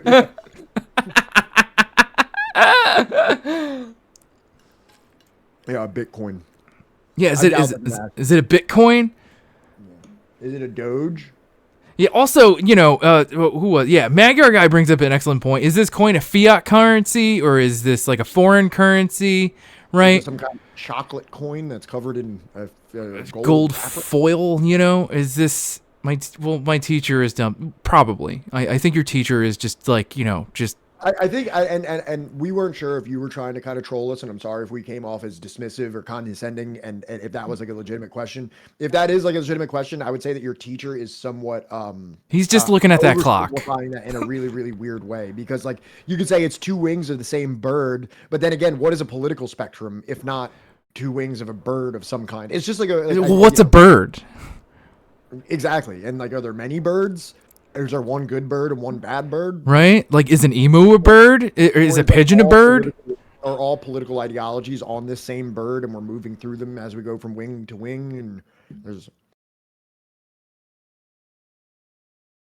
yeah. So we apologize collectively. Yeah, no, that's on us. But I'm kind of happy that we didn't just instantly like go ham. We could have gone harder. we get a lot of people that come in here and try to fuck with us. So I think sometimes we have like a hairpin trigger for teasing people. So if that was the case, we're really sorry. So I would say if you wanted to really like trip up your teacher and have him really like staring at the clock even harder than he already was, or she or they already was, I would say, like, don't you think a coin is a poor analogy to explain something as diverse as politics, like, right? And political and economic development. Because even within fascism, you would have to say that there's Nazi fascism is like so different than Italian fascism, and then you can even go into like Pinochet's like Chilean style fascism. How about fucking Franco's Cadilloism? Like exactly like we have like even just within the realm of like what fascism is, even in the realm of what socialism is, like, you know what I mean? You have Bernie Sanders saying he's a socialist. You have people calling Sweden socialist. Wait, did he ever say he was a socialist? That are like anarcho-communists that are like the Soviet Union was never actually socialist, and then you have people that are ultras that are like only this very specific kind of, and then you have people that are like China is socialist but it's not so, or it was socialist and then Deng made it not socialist. Right. It's like there's so much ambiguity within any of these terms that to just like so simplistically be like two sides of the same coin, I'm done thinking about that. All right, that's really what your teacher did. Your teacher was like, oh, you know what's a convenient way that I never have to think about this? Same coin. I'm done. No. I'll say, as somebody that once considered, the field of education as a future path of employment, right? He thought, what is the simplest way for me to explain this so that I don't have parents calling me later tonight or sending me very strongly worded emails and I have to have a meeting with my boss later? Yeah. Yeah, that is exactly what happened. I don't even know if like you're talking about like a college professor or a high school teacher. I kind of just assumed high school, but if it's if it's a college professor, then your college professor is absolutely looking at the clock. Especially if it's like a liberal art, especially if it's like a liberal art of some degree, because I would hope that like a college professor would be able to just kind of flesh that out just a little bit. Like, I feel like college is at least like the one place where you can actually have like a legitimate conversation where it's like, it's not that simple. It's like a liberal arts teacher, unless it's like a math teacher who's just like, I don't fucking know, man. Oh, he is a college professor. Would you mind revealing what subject that they specialize in? That would maybe explain a lot. That's really sad. A chemistry teacher. I don't know why you'd be talking about socialism and fascism. You'd be shocked. Oh, fucking shit, really? That's tough. And I'm not even saying you have to be a supporter of socialism. I think you can believe that socialism is immoral. I think you can believe that it's inefficient. And there's many people that do think this. But I think taking socialism and fascism and equating them and offering really no further explanation, and even just that the analogy in and of its, or no, that's not really an analogy. Would that be a metaphor? Somebody said metaphor. All fact. Would it be that a metaphor? Like a coin? An onomatopoeia? I don't think it would be onomatopoeia. I don't know. I'm not a lit major. It would either be, it's not a simile. I mean, not a simile. It's an oxymoron. That's good. So, all right. What the fuck is it? Like, I suggest just, when it comes to you being able to write your own paper and stuff like that, that's your time to shine. When it comes to you raising your hand in class, that's on you. If you want to like fail that class, depends on the rapport, how comfortable you are, in knowing this material. But considering you're asking us, I would say just like, have you ever read the book Black Shirts and Reds? I think that like that might be like a good intro for you. And if you really want, we have we upload all our old episodes on YouTube, and you can read along with that if you want. If you feel like, I don't feel like I'm understanding what the fuck is going on in this book written by this weird Italian guy from New York. you know. Also, there's a book called Fascism and Big Business by Daniel Guerin, which really, reading that book is actually the first time that I understood the difference between fascism and, not really that I didn't understand that there was a difference between fascism and socialism, but this book really broke it down in a very interesting way. And Daniel Guerin is actually a queer French anarcho-communist, but from like the 19 like he wrote this book in 1938. Okay, that's like, a different kind of anarcho-communism. Well, not only that, in 1938, this Hitler is ascendant. Yeah. At this point, like this isn't even like a retrospective. He's added to it since, but it was initially published in 1938, and it's the first time that I heard the difference between fascism and socialism so eloquently put that I was able to understand. And he actually uses Lenin as a basis for this. That's as well, amazing. which is interesting too, because you won't hear many like anarcho whatever insert anything here quoting Lenin very much, but Daniel Guerin does enthusiastically. And what they say is that much like what Rosa Luxemburg said and what others have said, is that capitalism reaches a point, or liberalism or capitalism reaches a point of crisis, of decay. And at that point, there will be two forces which seek to arrest that decay and build upon it.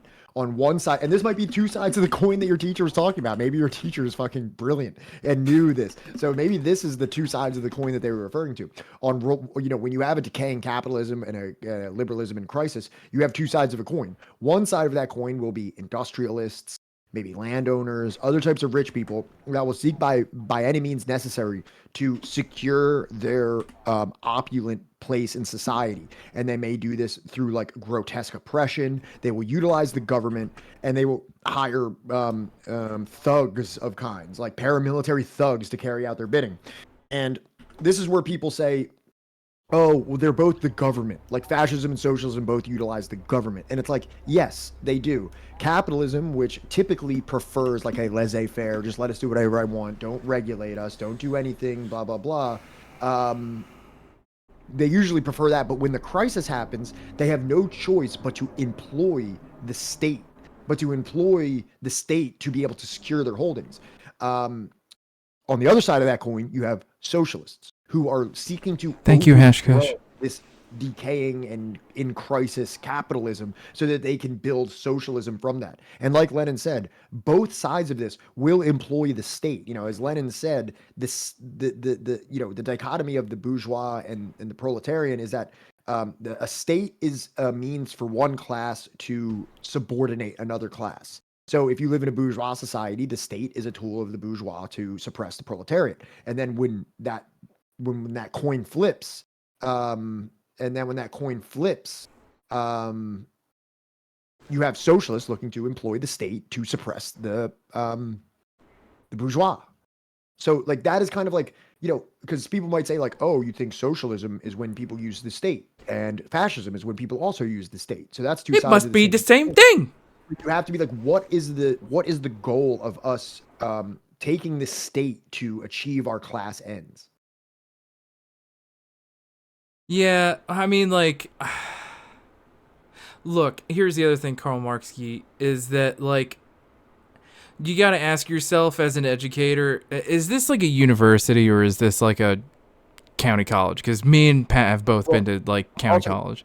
Also, the way that I've dealt with professors like this, and I've dealt with them in the past, 9 out of 10 times, they may have their own, political biases, just like everyone does, just like I would have if I was teaching their class, and you may not agree with them. But when it comes down to it, when you write your paper, write about what you're passionate about, write about what you feel good about, just make sure that it's well written, well sourced, and you follow the directives in the rubric, and you'll get a good grade. Even if you say shit that is probably the opposite of what he wants to hear to his political biases, it doesn't matter what his political bias. And Pat gets like 150s. If you follow the rubric and you do things correctly, I've never experienced a professor that will actively fail you or give you shitty grades because you said something he didn't like. As long as they're not I've been like the sole dissenting voice in my class at many times. At one point, the history teacher was like, well, maybe you should teach the class. And I was like, let me see what you're using and I'll teach it. And I like got up and he's like, you can sit down. And it didn't work out well for me. But he was also like just an English teacher that was just kind of filling in for this position because my county college is Garbo and they didn't have anybody to fill the spot. So, look, your mileage may vary. Go about it whatever way that you're comfortable with, right? Don't put yourself in any kind of awkward positions because, I don't want to see you have to do that. But hey, if you got the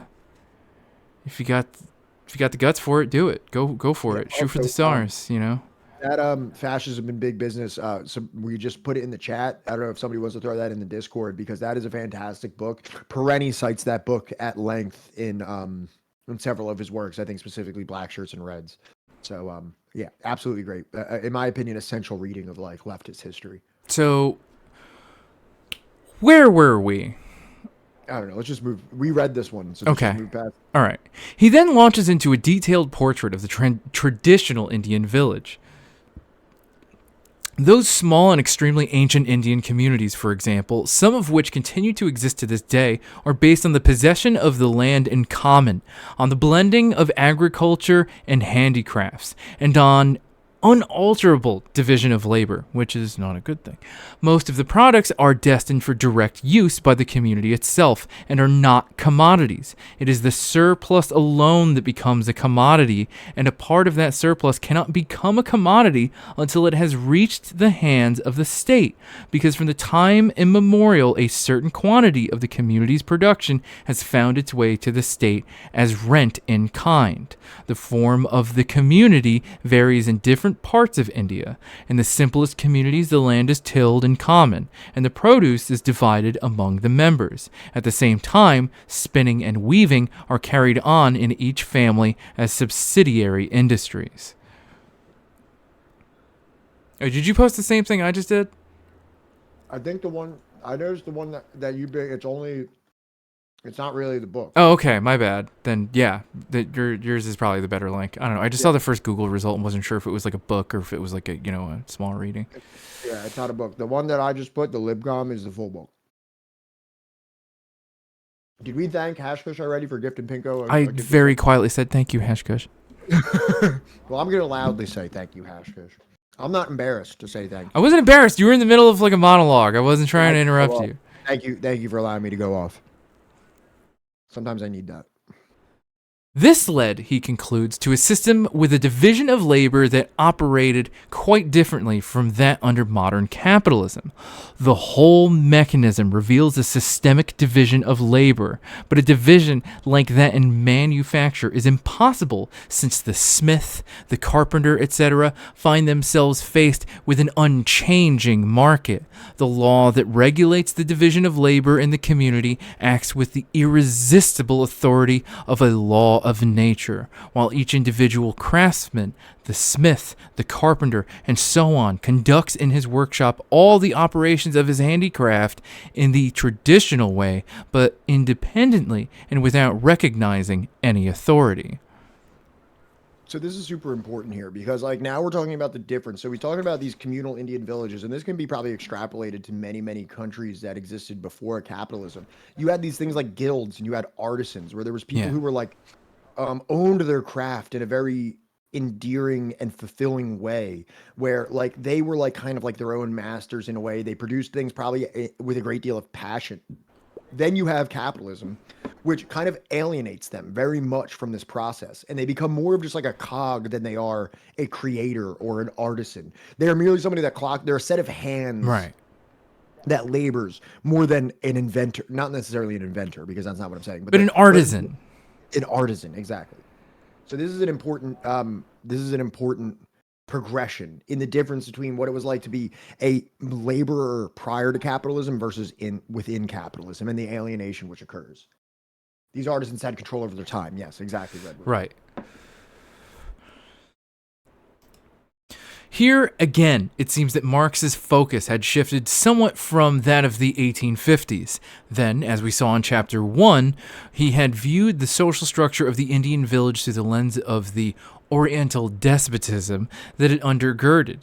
Here in capital, the Indian example was not only historical but also showed different social relations than those under capitalism. Thus, under a brief description of similar autonomous powers held by the pre-capitalist European guilds, Marx hit the reader between the eyes with a wrenching description of modern alienated labor, where capital seizes labor power by its roots.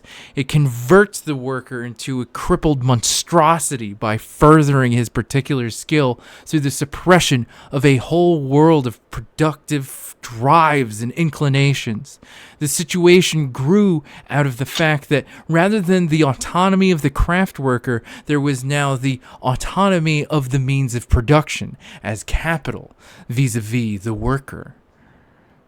That's just going deeper into what we just talked about, and I just think this is a really important concept to understand in terms of like the different. Like I'm just repeating myself, but the difference between being a laborer of some kind prior to capitalism versus under capitalism. Right. Where prior to capitalism, you're creating, surplus, you're creating for sale, you're creating for, market and trade, right? You're creating for a livelihood. Whereas, under capitalism, that it slowly becomes this robotic, mass production, this soulless, mass production. It loses all soul.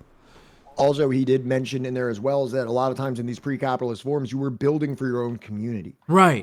Right. What you were building, for the most part, stayed within your community. The resources and the products were used within the community. Now they are being extracted. So, like, even with what you're building, it's not going to your neighbor. It's not going down the street. It's not, it's not staying within your community and within your people. It's being flown to some other side of the world, and you're being completely robbed of it for a wage. Right. And it matters more how much you have, what is the term, overhead or whatever, where it's just like, it matters far much more, like how many you already have completed that are going to be sitting in a warehouse, right, to create, that demand, right, for supply. Mm-hmm. So, the lengthy 15th chapter, Machinery and Large-Scale Industry, provided the third and last analytical historical level for the discussion of relative surplus value. Here, Marx placed the reader in modern capitalism, or as early as the 1870s, with large-scale factories and complex technology. At one level, Marx argues against the common-sense view that machinery reduced toil, holding instead that it increased alienation by making work into a repetitive drudgery, that it does away with the many-sided play of the muscles and confiscates every atom of freedom both in bodily and intellectual activity. By now, the machine dominated the worker, as against the tool which had been controlled by the human being who used it. Although this level of complex technology had not yet reached India, it nonetheless affected the country from afar. For in a globalized economy, the introduction of the power loom in Britain displaced craft workers in India. Yeah. So gone are the days of, the handmade textiles, right, by small groups of families or interrelated communities that, had made these for, the sake of culture and the sake of, sort of, we had to cut some things, but that kind of mystical side of, man toiling, right, with the earth and creating things, right?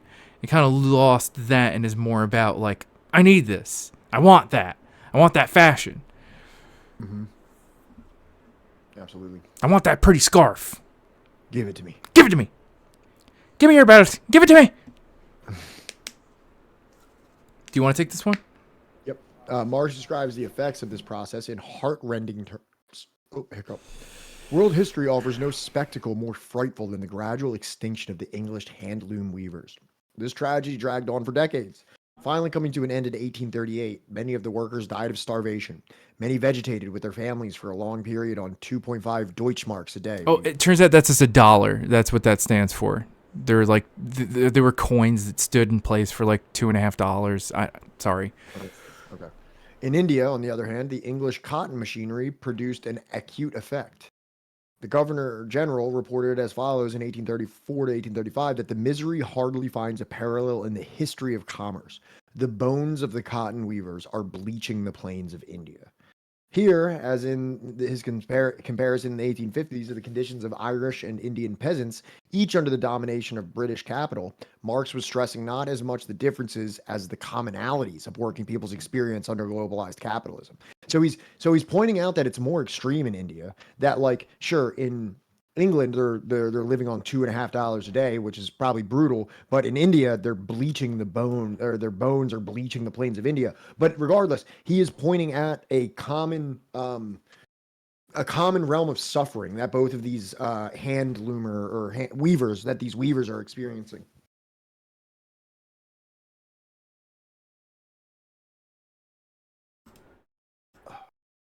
Marx gave more attention to colonialism and globalization in Part 8 of Capital, Primitive Accumulation, where he took up the historical emergence of capitalism out of Western feudalism.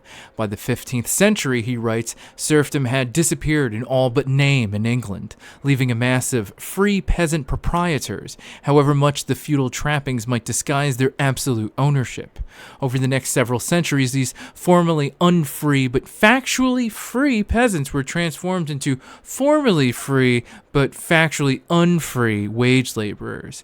At the same time, he holds wealth in the form of capital accumulated on a vast scale, in a process marked by considerable violence.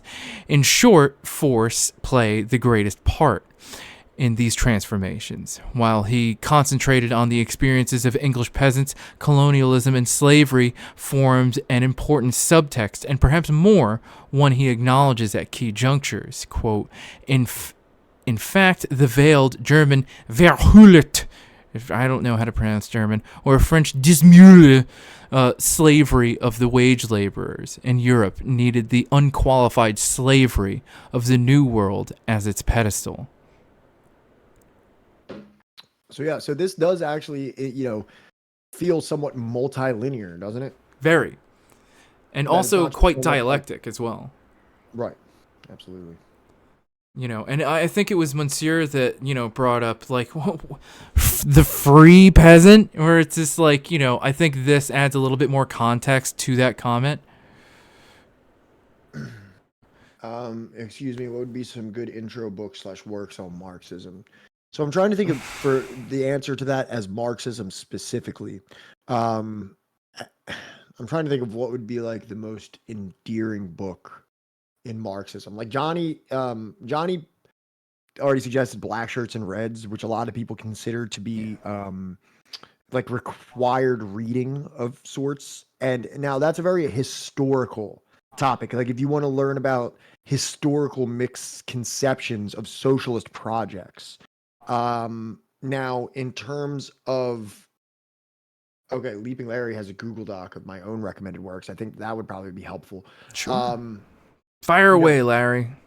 I love The Divide, and The Divide isn't necessarily about Marxism. I think Marx gets mentioned in it scantly. He is mentioned for sure. Yeah. But I think The Divide, if you're looking for more of like an economic breakdown, is a good way to get your feet wet in like what the contradictions of capitalism are, and that like maybe capitalism isn't the most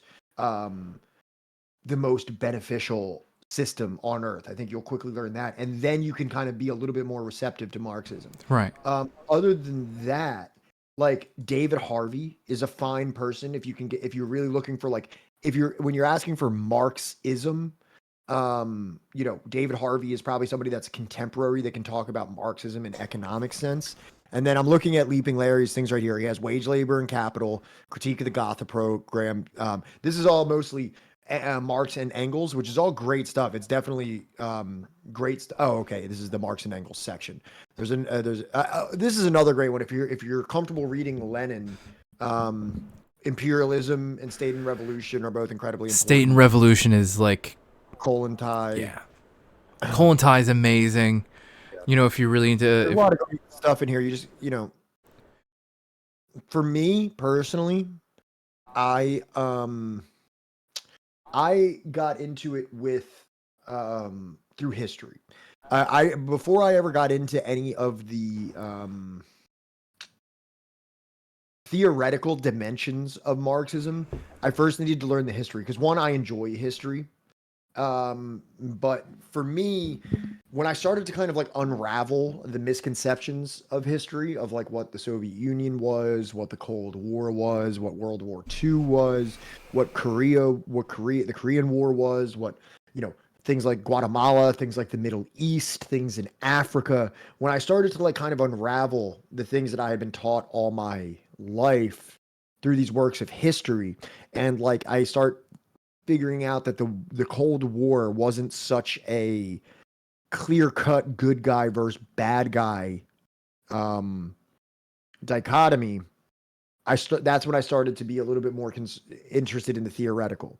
As you can see right now, I'm sweating reading through this theory. So I'm not like, I'm answering your question like this because you asked for Marxism specifically, and I don't know if that means that if you kind of want like, I can recommend quite a few history books that I think are the most endearing of like the leftist variety. But if you're trying to learn about Marxism, obviously you can't go wrong with Marx and Lenin, like 12 Principles of Communism. I mean, Marx and Engels.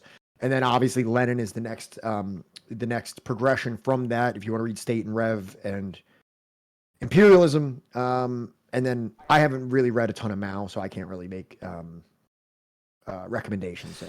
I would say to answer your question more specifically, Karl Marx. I would want you to answer like what part of Marxism do you want? History, theory, economics, like what really like, jumps out at you is like that's what I'm interested in. Mm-hmm. Yeah. But I think that Pat brought up an excellent point of like, the divide is not specifically Marxist. It's not even specifically socialist or communist, right? But it's an excellent contemporary critique of modern day geopolitical, like, economy, right? In plain English for, anybody to understand. And I highly recommend that as just like a starter, and then kind of like going from there because he mentions. And it's just a great book. It's just good. It's a good, easy to read, enjoyable book. Yeah. Which I think is the most important thing if you're just getting into reading. Yeah, and from there, like let's say the decolonial movements, like that he talks about in there. There's a lot of different points to jump off from reading that, right? 100%. And that you can get into like the decolonial movements and like people that wrote on decolonialism and stuff, such as Fanon, such as Kwame Nkrumah, right? And reading about them and their lives.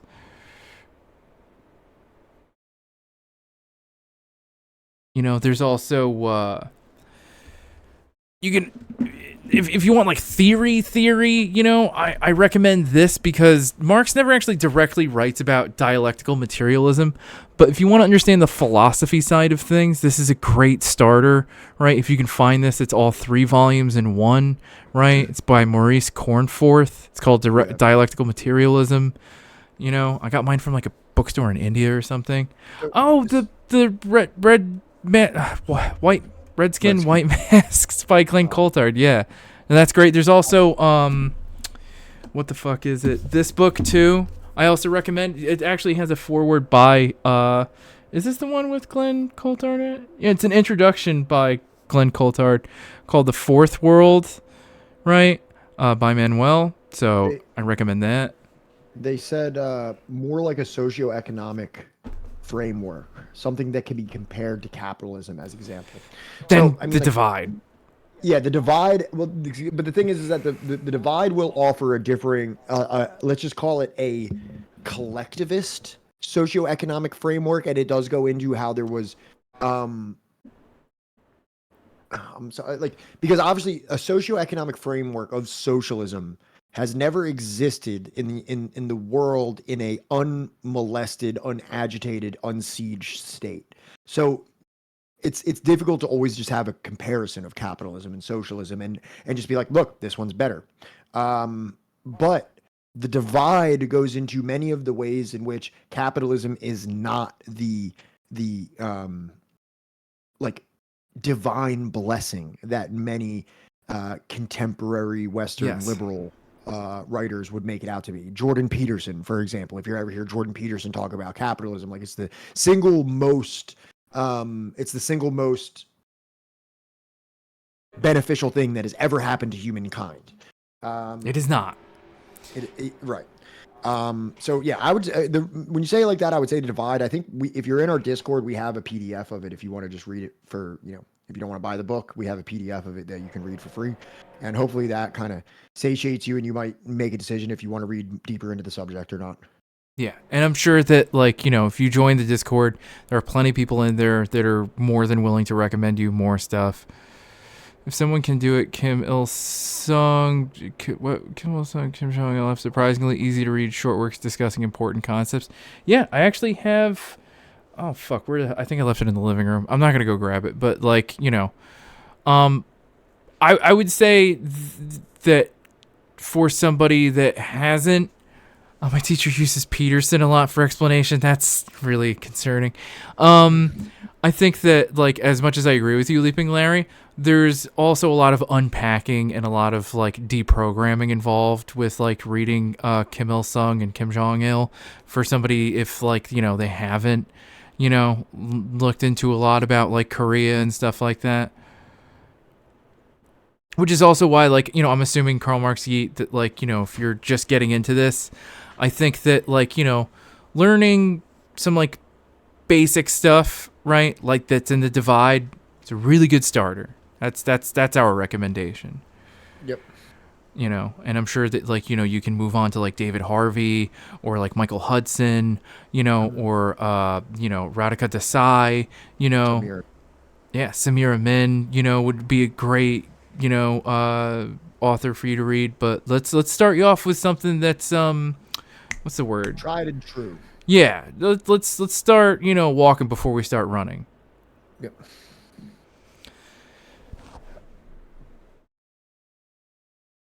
It's one I recommend. All right, so I think this one's me. Marx gave more attention to colonialism and globalization in part 8 of Capital, Primitive Accumulation. Oh shit! He took up the historical emergence of capitalism. It's the next one, Pat. Sorry. Okay. In an off-cited paragraph, he burns his indignation onto the page. Wow.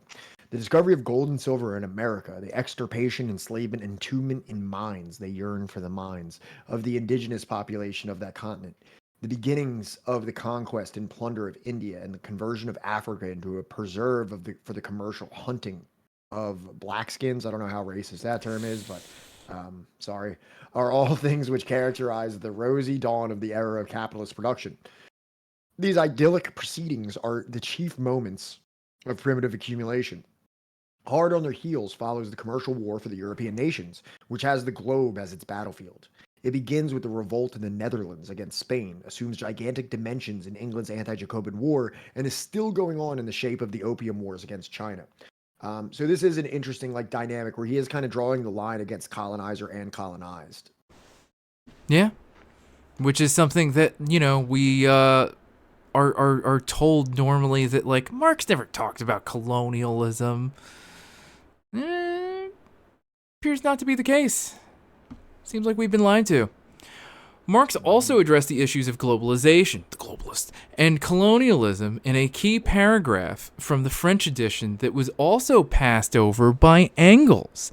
This was in the long chapter, The General Law of Capitalist Accumulation, which preceded the section on primitive accumulation.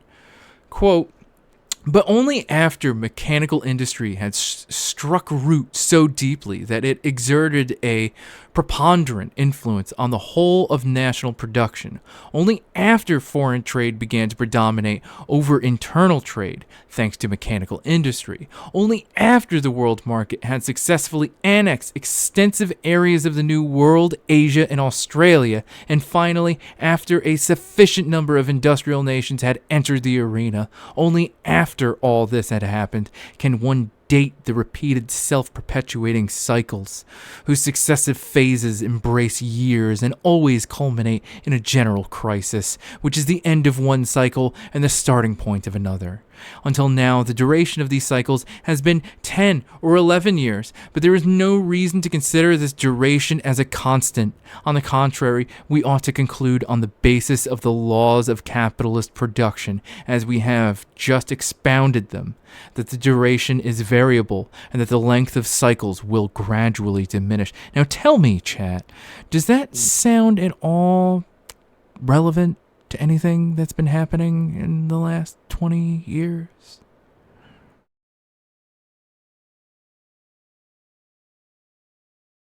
No? No? Okay. All right. It's just me then.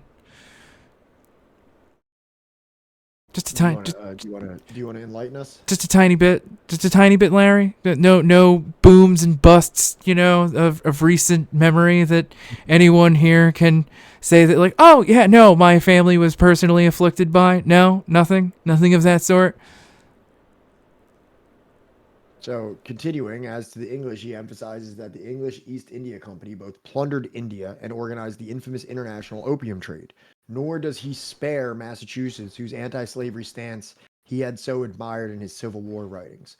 In 1703, those sober exponents of Protestantism, the Puritans of New England, by decrees of their assembly, set up a premium of $40 on every Indian scalp and every captured. I'm pretty sure that this is a slur. I'm absolutely certain that's a slur right there. I wouldn't read that out loud. Yeah, I'm just not going to say that. Especially, we have lots of comrades in the chat that I would not feel comfortable saying that. No. Every Indian scalp and every captured. In 1720, a premium of 100. I guess is that euros? Pounds.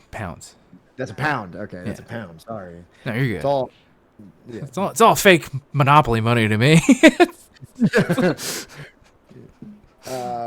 Was set for every scalp in 1744 after Massachusetts Bay had proclaimed a certain tribe as rebels. The following prices were laid down for a male scalp, 12 years and upwards, 100 pounds in new currency for a male prisoner. What do they use in France? Francs? Yeah, the franc. 105 francs for women and children prisoners, and 50 Deutschmarks for the scalps of women and children. I was just having a little goof there. Jesus Christ. What happened? No, it's just like, just have a little goof about, like, the amount of money they're willing to pay for the scalps of human beings. I was just doing the different. No, I know. Yeah, like all the fake monopoly money of Europe. Given such evidence, Marx did not even bother to address the issue of whether colonialism benefited the colonized. Moreover, he denies that colonialism bettered the lot of the working people of the mother country either. Holland, which first brought the colonial system to its full development, already stood at the zenith of its commercial greatness by 1648, by which time its people were more overworked, poorer, and more brutally oppressed than those of all the rest of Europe put together. So this is an interesting take here in terms of a person that years ago was saying, like, oh, colonialism, it's rough for India, it's really fucked up, it's brutal, but there's benefit on the other side of it. And this is just part of, like, the growing pains that, like, needs to kind of be, like,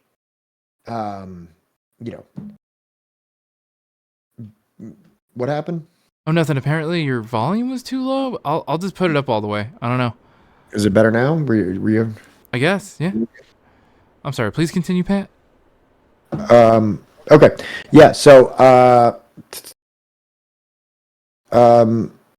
he's pointing out to colonialism, which he thought was like some kind of a civilizing agent before, and now he's being like, well, guess what? These colonial now their people are more overworked, poor, and more brutally oppressed than those of all the rest of Europe put together, which is interesting. Doesn't sound like somebody that's an advocate, at least of, like, not an advocate, but like somebody that has like the silver lining of colonialism perspective. Yeah, no, this doesn't sound very progressive at all. This sounds like barbarous and just fucking horrifying. Right. Pure horror. Considerably expanded for the French edition, with the new material this time included by Engels in the standard edition, the section on Ireland began with some stark population figures. Considering the years 1846 to 1866, Marx notes that Ireland has lost more than 5/16, which is an odd figure to use, of its people in less than 20 years. Capital one, whatever. The decrease in population had not alleviated the country's grinding poverty, however, because of a radical modernization of agriculture beyond anything carried out in Britain itself. The Irish famine of 1846 killed more than 1 million people, but it killed poor devils only. It did not do the slightest damage to the wealth of the country. The exodus of the next 20 years, an exodus which still continues to increase, I guess in this time of like 1872 or whatever, did not, as far as for instance the 30 Years' War did, decimate the means of production along with the human beings. The Irish genius discovered an altogether new way of spiriting a poor people thousands of miles away from the scene of its misery. The exiles transplanted to the United States send sums of money home every year as traveling expenses for those left behind. Every troop that emigrates 1 year draws another after it the next. The absolute level of the population falls every year. So that's interesting. That it literally was just the clearing away of the Irish people for the pastures for the English to use. Yeah, like we said, there cannot be. England only has so much land or arable land or, the ability to grow certain things. It has to be exported if it wants to grow. Right. It is confined by domestic dimensions unless you're able to colonize. Unless. It's the implication. Closure of the Commons. Exactly. He lays the blame for this terrible human toll squarely on the drive by capital to centralize production in fewer and fewer hands. This fall was therefore solely due to the suppression of farms of less than 15 acres. In other words, it was due to their centralization. Marx paints an extremely bleak picture. I thought only socialists did centralization. Marx paints an extremely bleak picture of a dependent economy that has been used up and nearly destroyed. Ireland is at present merely an agricultural district of England, which happens to be divided by a wide stretch of water from the country for which it provides corn, wool, cattle, and industrial and military recruits. It was her true destiny to be an English sheepwalk and cattle pasture. Jesus. As in his 1867 notes for a speech to the First International that were discussed in Chapter 4, Marx touches as well on how ecological destruction accompanied this terrible human toll. The new form of capitalist agriculture lurched forward, he writes, without even allowing its cultivators the means for replacing the constituents of the exhausted soil. Wow. So now he's saying that this famine, the deaths, the immigration, all of these things are as a result of the drive by capital to centralize production. It's interesting when you hear about centrally planned economies, and obviously that's planning. This is just centralizing, I guess, in general. But people always think that free markets of some kind will decrease centralization. But let's just say that the paltry restraints that we have in the United States didn't exist for places like Walmart, McDonald's, or let's just say the Sherman antitrust laws never were incorporated in the early 1900s. Or was it late 1800s? I'm sorry, I forget. I think it was the late 1800s. Okay, to curb the growth of things like Standard Oil or Carnegie Steel. Would we have something that decentralized or centralized? By the definition of the word centralization. Exactly. Right. Capitalism's tendency is, of course, to move towards more centralization. This is something that's so frequently looked at towards socialism, as it has this centralizing agent. When in reality, the power, like capitalism, tends towards monopoly. Monopoly is power. Right. Well, I mean, like we talked about when we read The Divide, right? That ultimately, this concept or this misnomer of oh, no, capitalism means you have variety. You have a variety of people in competition with another. Well, ultimately, that competition ends. What happens with competition? What is the end goal of competition? I like to do Brazilian Jiu-Jitsu. What happens when I go to a Brazilian Jiu-Jitsu competition? Oh, well, one of two things happen. You lose. I win or I lose. I normally lose. Well, you lose. I've won a couple.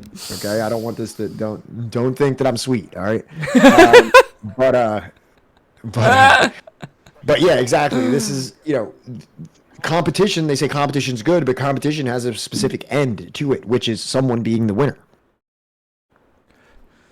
And I have to pee really bad. go for it. I'll read the next slide. Yes, All please. During the same period, Ireland became somewhat more profitable for large-scale livestock production, since with the throwing together of small holdings and the change from arable to pasture land, a larger part of the total product was transformed into a surplus product, even though there was a decrease in the total product, as against the British experience, he writes. Little industrialization took place, as shown by the fact that the amount of capital employed in industry and trade accumulated only slowly during the last 2 decades, except for a small linen industry. Even the buildup of the proletarianized urban population did not lead to any significant industrial development. Hence why there must be a capitalist state to also save capitalism from itself, which is probably why we also have these, booms and busts consistently happening over smaller and smaller periods of time. But it's also interesting that, there's no competition of farming going on in Ireland, right? Because, A, the land is largely held by, either the English capitalists or by Irish capitalists that are, using these products to be grown and exported directly to England and not for the sake of Irish development, right? England, right? And the small linen industry, right? I'm sure wasn't even built up for the sake of, Irish sale, because who the fuck has the money to even buy it? Pinko the Bear. I think socialism would be a lot less fun of a game to play. Socialism versus Monopoly is almost like playing Grand Theft Auto, where you can't break the law. Well, you want to know something interesting about the game Monopoly, Pat? It was created as a way to supposed to highlight the issues of capitalism. Well, yeah, there was 2 ways to play it. The version that we ended up with was the capital way to play it, right? Versus the other way to play it by the inventor that got no money for it. There has to be a socialist Monopoly out there, right? Somebody had to have made that. Well, right? That's the thing. The original game of Monopoly, there's 2 sides of a board, right? Monopoly socialism. Winning is for capitalists. It's $91 on Amazon. Adult twist on the classic board game. This adult board game is hilarious. Twist on here. Can you just bring this up? This is hilarious. Yeah. That's a nice little goof that we can talk about here. You got to feed them the comic relief, man. They won't hang around just for the theory. It's like the medicine. It's like the honey in the medicine. A spoonful of honey makes the medicine go down, as they say. You got to give them some of this. What? Oh, hang on.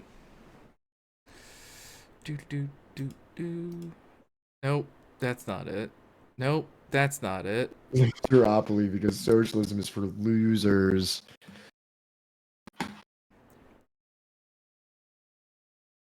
Monopoly socialism. Winning is for capitalists. Adult twist on the classic board game. This adult board game is hilarious. It's so funny. Adult twist on the classic Monopoly gameplay. Work together or not. This adult party edition of why did you say it's adult Monopoly game? It's exactly what I don't understand. The adult party edition of Monopoly which contribute projects unless they seal the projects that get ahead. Winning is for capitalists. Contributing to fund unless you choose to be an idiot. Consider that best for the group unless you project that to do what you need to do. Chance are working together on a team idea, but chance are abruptly shakes up things such as lousy neighbors, vegan meatloaf, and bad plumbing. I actually was a really good vegan meatloaf when I was in Charlotte, North Carolina. Fun of party, get ready for laughs as twists and turns of life. Damn, you go down. Also, you gotta lower your mic a little bit. I thought everybody said I was perfect. Okay, well, you did something wrong.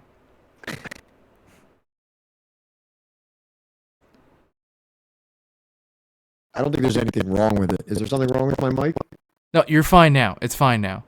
I think it's because you like to put your hand on it, and because I it's grab like my mic a lot. I'm always moving it around. right. You're always moving it around, so it's never gonna sound the same because you move it, but also because you have a touch thing on it to raise the volume. It's so scratchy. What the fuck?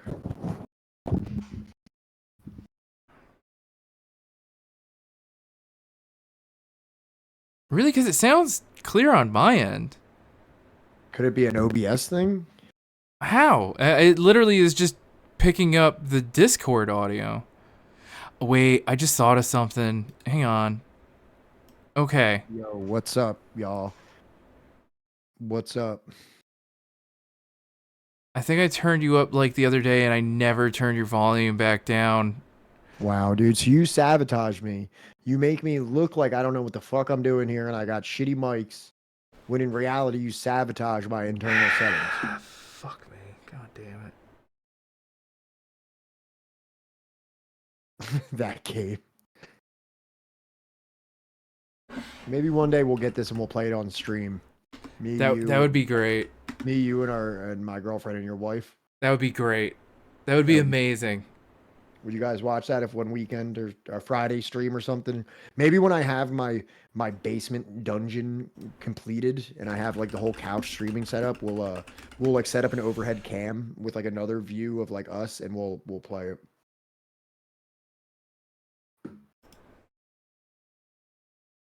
Yeah, absolutely.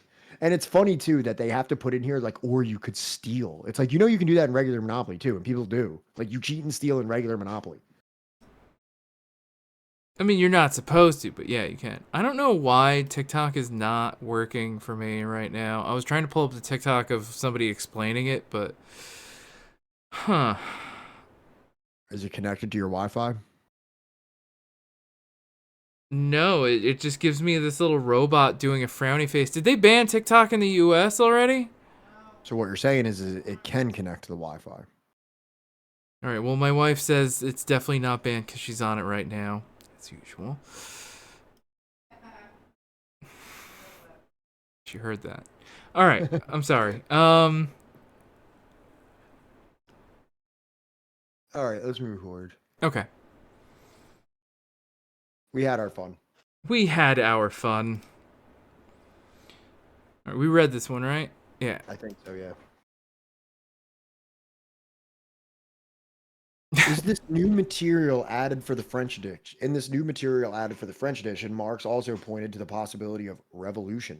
In view of this, it is no wonder that according to the unanimous testimony of the inspectors, a somber discontent runs through the ranks of this class, that they long for the return of the past, loathe the present, despair of the future, give themselves up to the evil influence of agitators, and have only fixed idea to immigrate to America. He concluded the discussion on Ireland by pointing to the growth of the Fenian movement, which had supported, albeit critically, within the First International, as we saw in Chapter 4. The immigration to America had another consequence for Britain as well, for it strengthened its emergent intercapitalist rival, the United States. Which is very true. Marx is just pointing out the continuation of what Gerald Horne was talking about. Mm-hmm.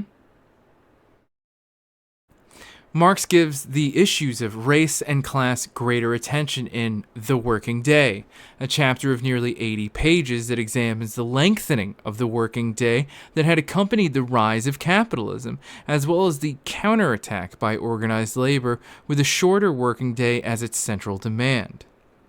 After capital had taken several centuries to extend the working day to its normal maximum limit, and then beyond this, to the limit of the natural day of 12 hours. There followed, with the birth of large-scale industry in the last third of the 19th century, an avalanche of violent and unmeasured encroachments. Every boundary set by morality and nature, age and sex, day and night was broken down. Capital was celebrating its orgies. Ugh. Okay, I gotta let my cat in. Hold on. All right. 12-hour workday. Have any of you ever worked a 12-hour day? Yeah. That is a horrendous way to live. I used to do snow removal.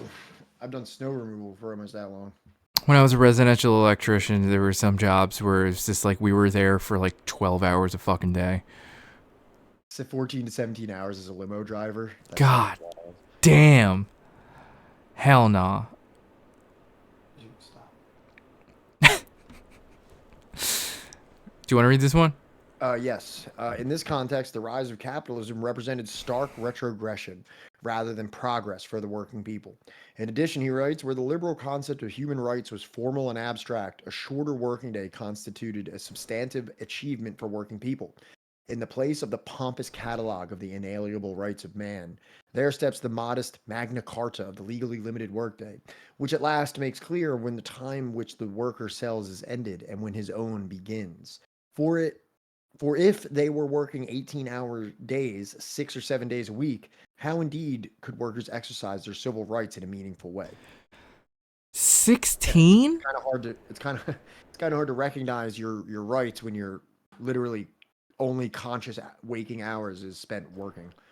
That, like, literally, because it's just like, you know, you need at least 8, if not more, right? And like, you know, you're left with literally only 8 hours that you're not working. You might as well just fall asleep on the factory floor and then wake up and do it all again. Yeah. Marx incorporated into this chapter some material on the working to death of slaves in the United States and Cuba from the Economic Manuscript of 1861 to 63.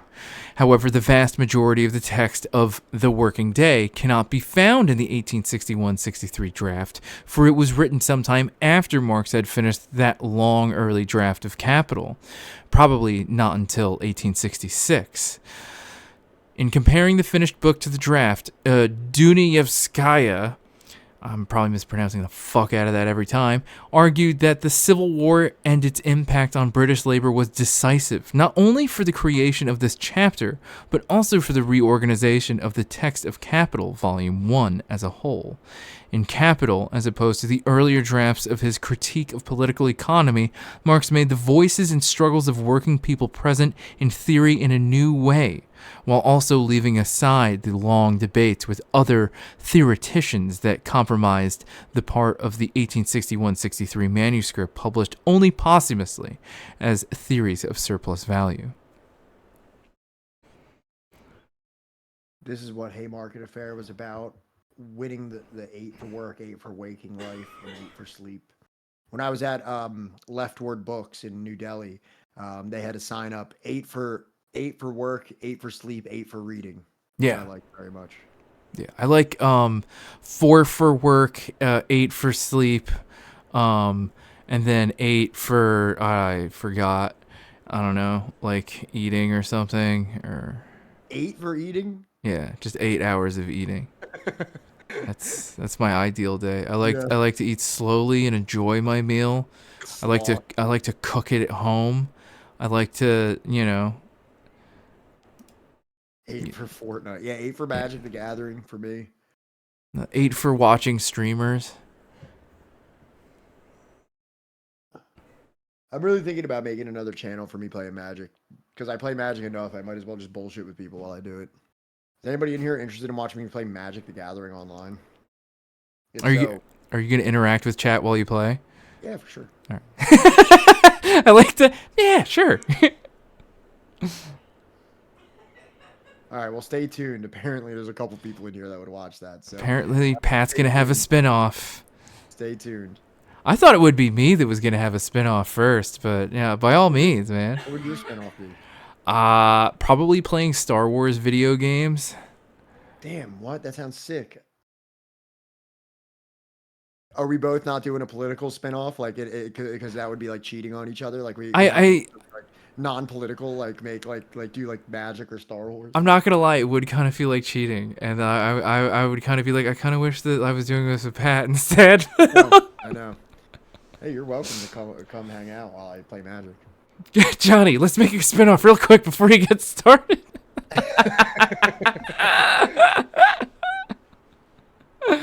Oh man, you could do a Star Wars, John. I would like that. I think it'd be great. Did I tell you I got the wife to finally watch like the original trilogy and the prequels since May 4th? Yeah. And now How was, I'm trying to like, convince her to didn't get you into the say that she cartoon. liked the prequels better than the? She did. She did. She cried when Padme died. See, that's the thing I had a problem with. What? I think the originals are are the standard. You can't take that away from my childhood. Like there's just nothing will ever replace that. And maybe I'm being blinded by my own nostalgia, but it's just not something that I can So accept. I may have fucked up and also tried to get her to watch Solo, and convinced her because her favorite actress from Fleabag is Wait, is in it. guys.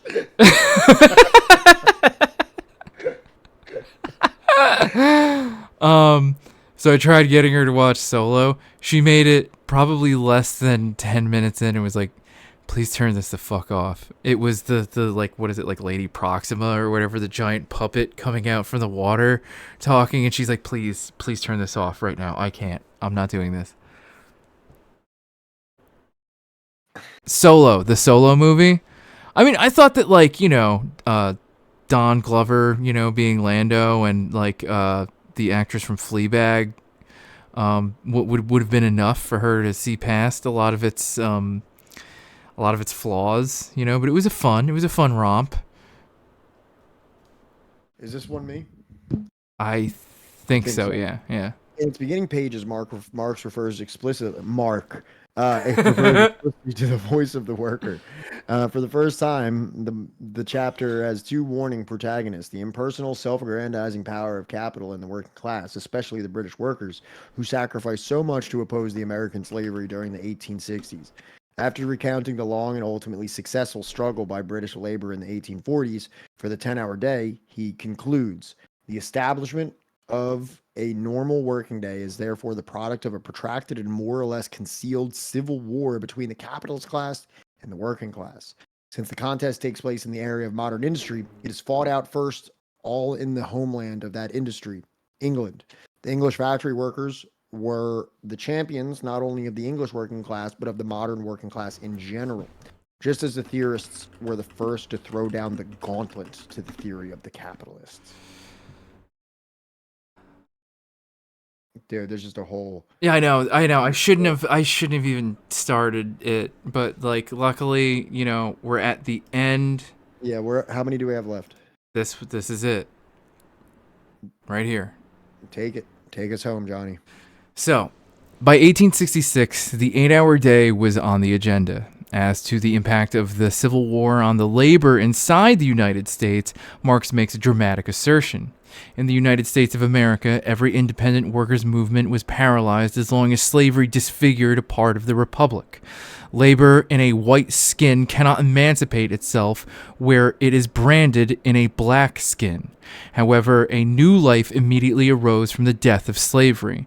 The first fruit of the American Civil War was the 8 Hours agitation, which ran from the Atlantic to the Pacific, from New England to California, with the 7-league boots of a locomotive. The General Congress of Labor held at Baltimore in August 1866 declared, the first and great necessity of the present to free the labor of this country from capitalistic slavery is the passing of a law by which 8 hours shall be the normal working day in all the states of the American Union. We are resolved to put forth all our strength until this glorious result is attained. This blunt assessment of the intractable negative effects of racism on the labor movement was a theme Marx had first developed in his Civil War writings. At the same time, he sees the struggle to overcome racism as a decisive factor in the creation of a strong labor movement in America.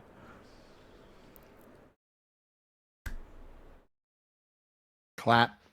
And that is the We end fucking of did it, man. Chapter 5. We got one more.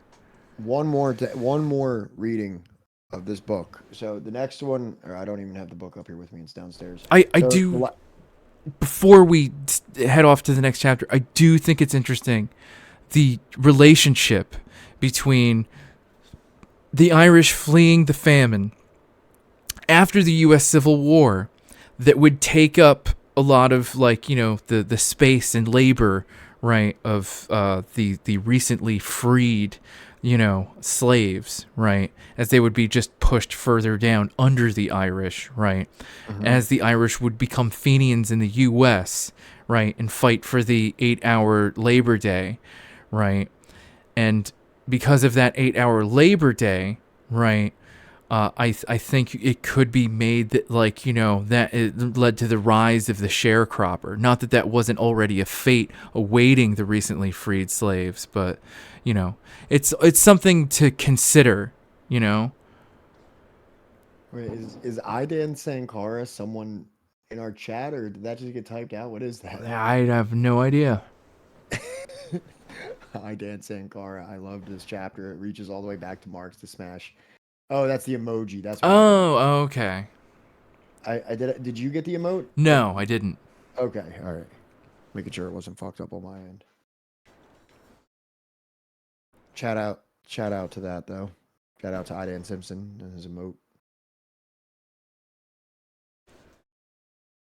We tend to favor one very specific community's Sankara emote over the other.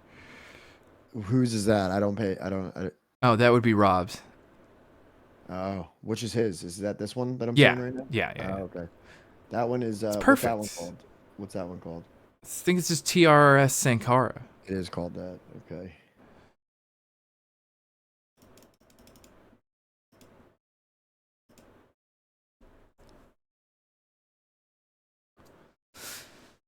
But yeah, I guess no one. You got your own. You got your own. Yeah. Emote in the Rob Rousseau universe. Yeah. Wow, I didn't know I was in the presence of such a renowned individual. I know. I know. I'm glad she finally was able to make it to the stream. I hope she enjoyed it. She came in for a tough one too, man. I know. She came for one that This is was not not for the faint of heart. This is not one of the fun ones. I actually had a pretty good time. I actually enjoyed it more than I thought I would. Chat, Same. I was having like a pretty much a breakdown from last night up until today, being like, I'm never gonna be able to talk about this. Like it was so so theoretical that like it was just tough for me. I explained all this already. You already know what I'm saying. It's happened so many times at this point. It's just like, it's like a Pavlovian response where like, fear and anxiety. And then like by the time we're doing it, it's just like, oh, this was a raging success. I don't know about raging, but yeah, sure. Raging. Raging. Yeah, no, I remember seeing you in Rob's chat, Larry. I'm glad you made it out. I hope you enjoyed, Karl Marx yeet. I hope that, like, we gave you some good recommendations. Most people know me by Juche Gang at this point. Is that Wait, is that your YouTube channel? Yeah, is that your channel? Because if so, I've been like literally watching your videos for like, whoa! I didn't know that. That's sick. Yeah, that's awesome. That's fucking awesome. Thank you, Pinko. No, that means a lot. Damn, you guys are so fucking nice to us. It's an honor that enough people give a shit about us joking around for 60% of this and then trying to be somewhat profound for the other 30%. And the other 10% I'm playing with my cat or eating. Oh, I mean, Pinko, like, I'm literally using my podcast mic that I've had for like the last like 10 years, like we're trying. Plus, we have no idea what we're doing. I've literally used a MacBook for the last... It's a 2011 MacBook. So whenever that was new is like how long I've been using that as like my sole computer.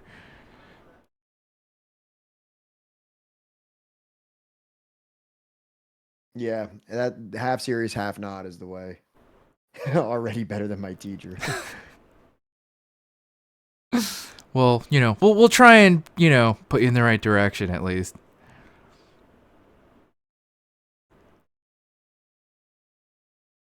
That's awesome, Larry.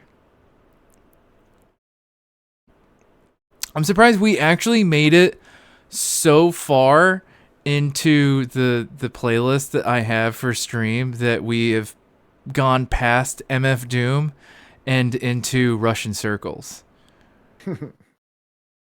I never thought we would actually reach it. This is a 4 hour and 36 minute fucking, playlist.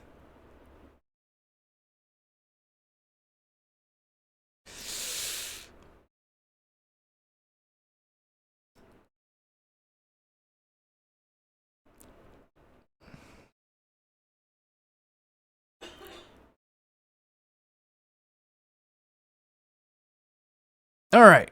So, what the hell is it? All right, Pat, what did you want to tell them about what we're doing next? What's coming up? So, this coming, the last chapter is coming. I'm very excited about it. I'm very excited to finish a book. I feel like it's been so long since we actually completed a book on this stream. The last chapter that we'll be doing is called Further Writings. Is that what it's called? Let me see. Where is this stupid thing? Sorry. Late Writings on Non-Western and Pre-Capitalist Societies will be the final chapter, and then there's a short conclusion, and that will conclude our reading of Marx at the Margins, which has been great, which I believe came at the recommendation of our friend of the stream, Victor. So thank you for that. And then we will begin the reading of Ian Pape's The Ethnic Cleansing of Palestine, which is far and away my favorite single book on the situation in Palestine, written by an Israeli Jewish man. Thank you, Red Falcon.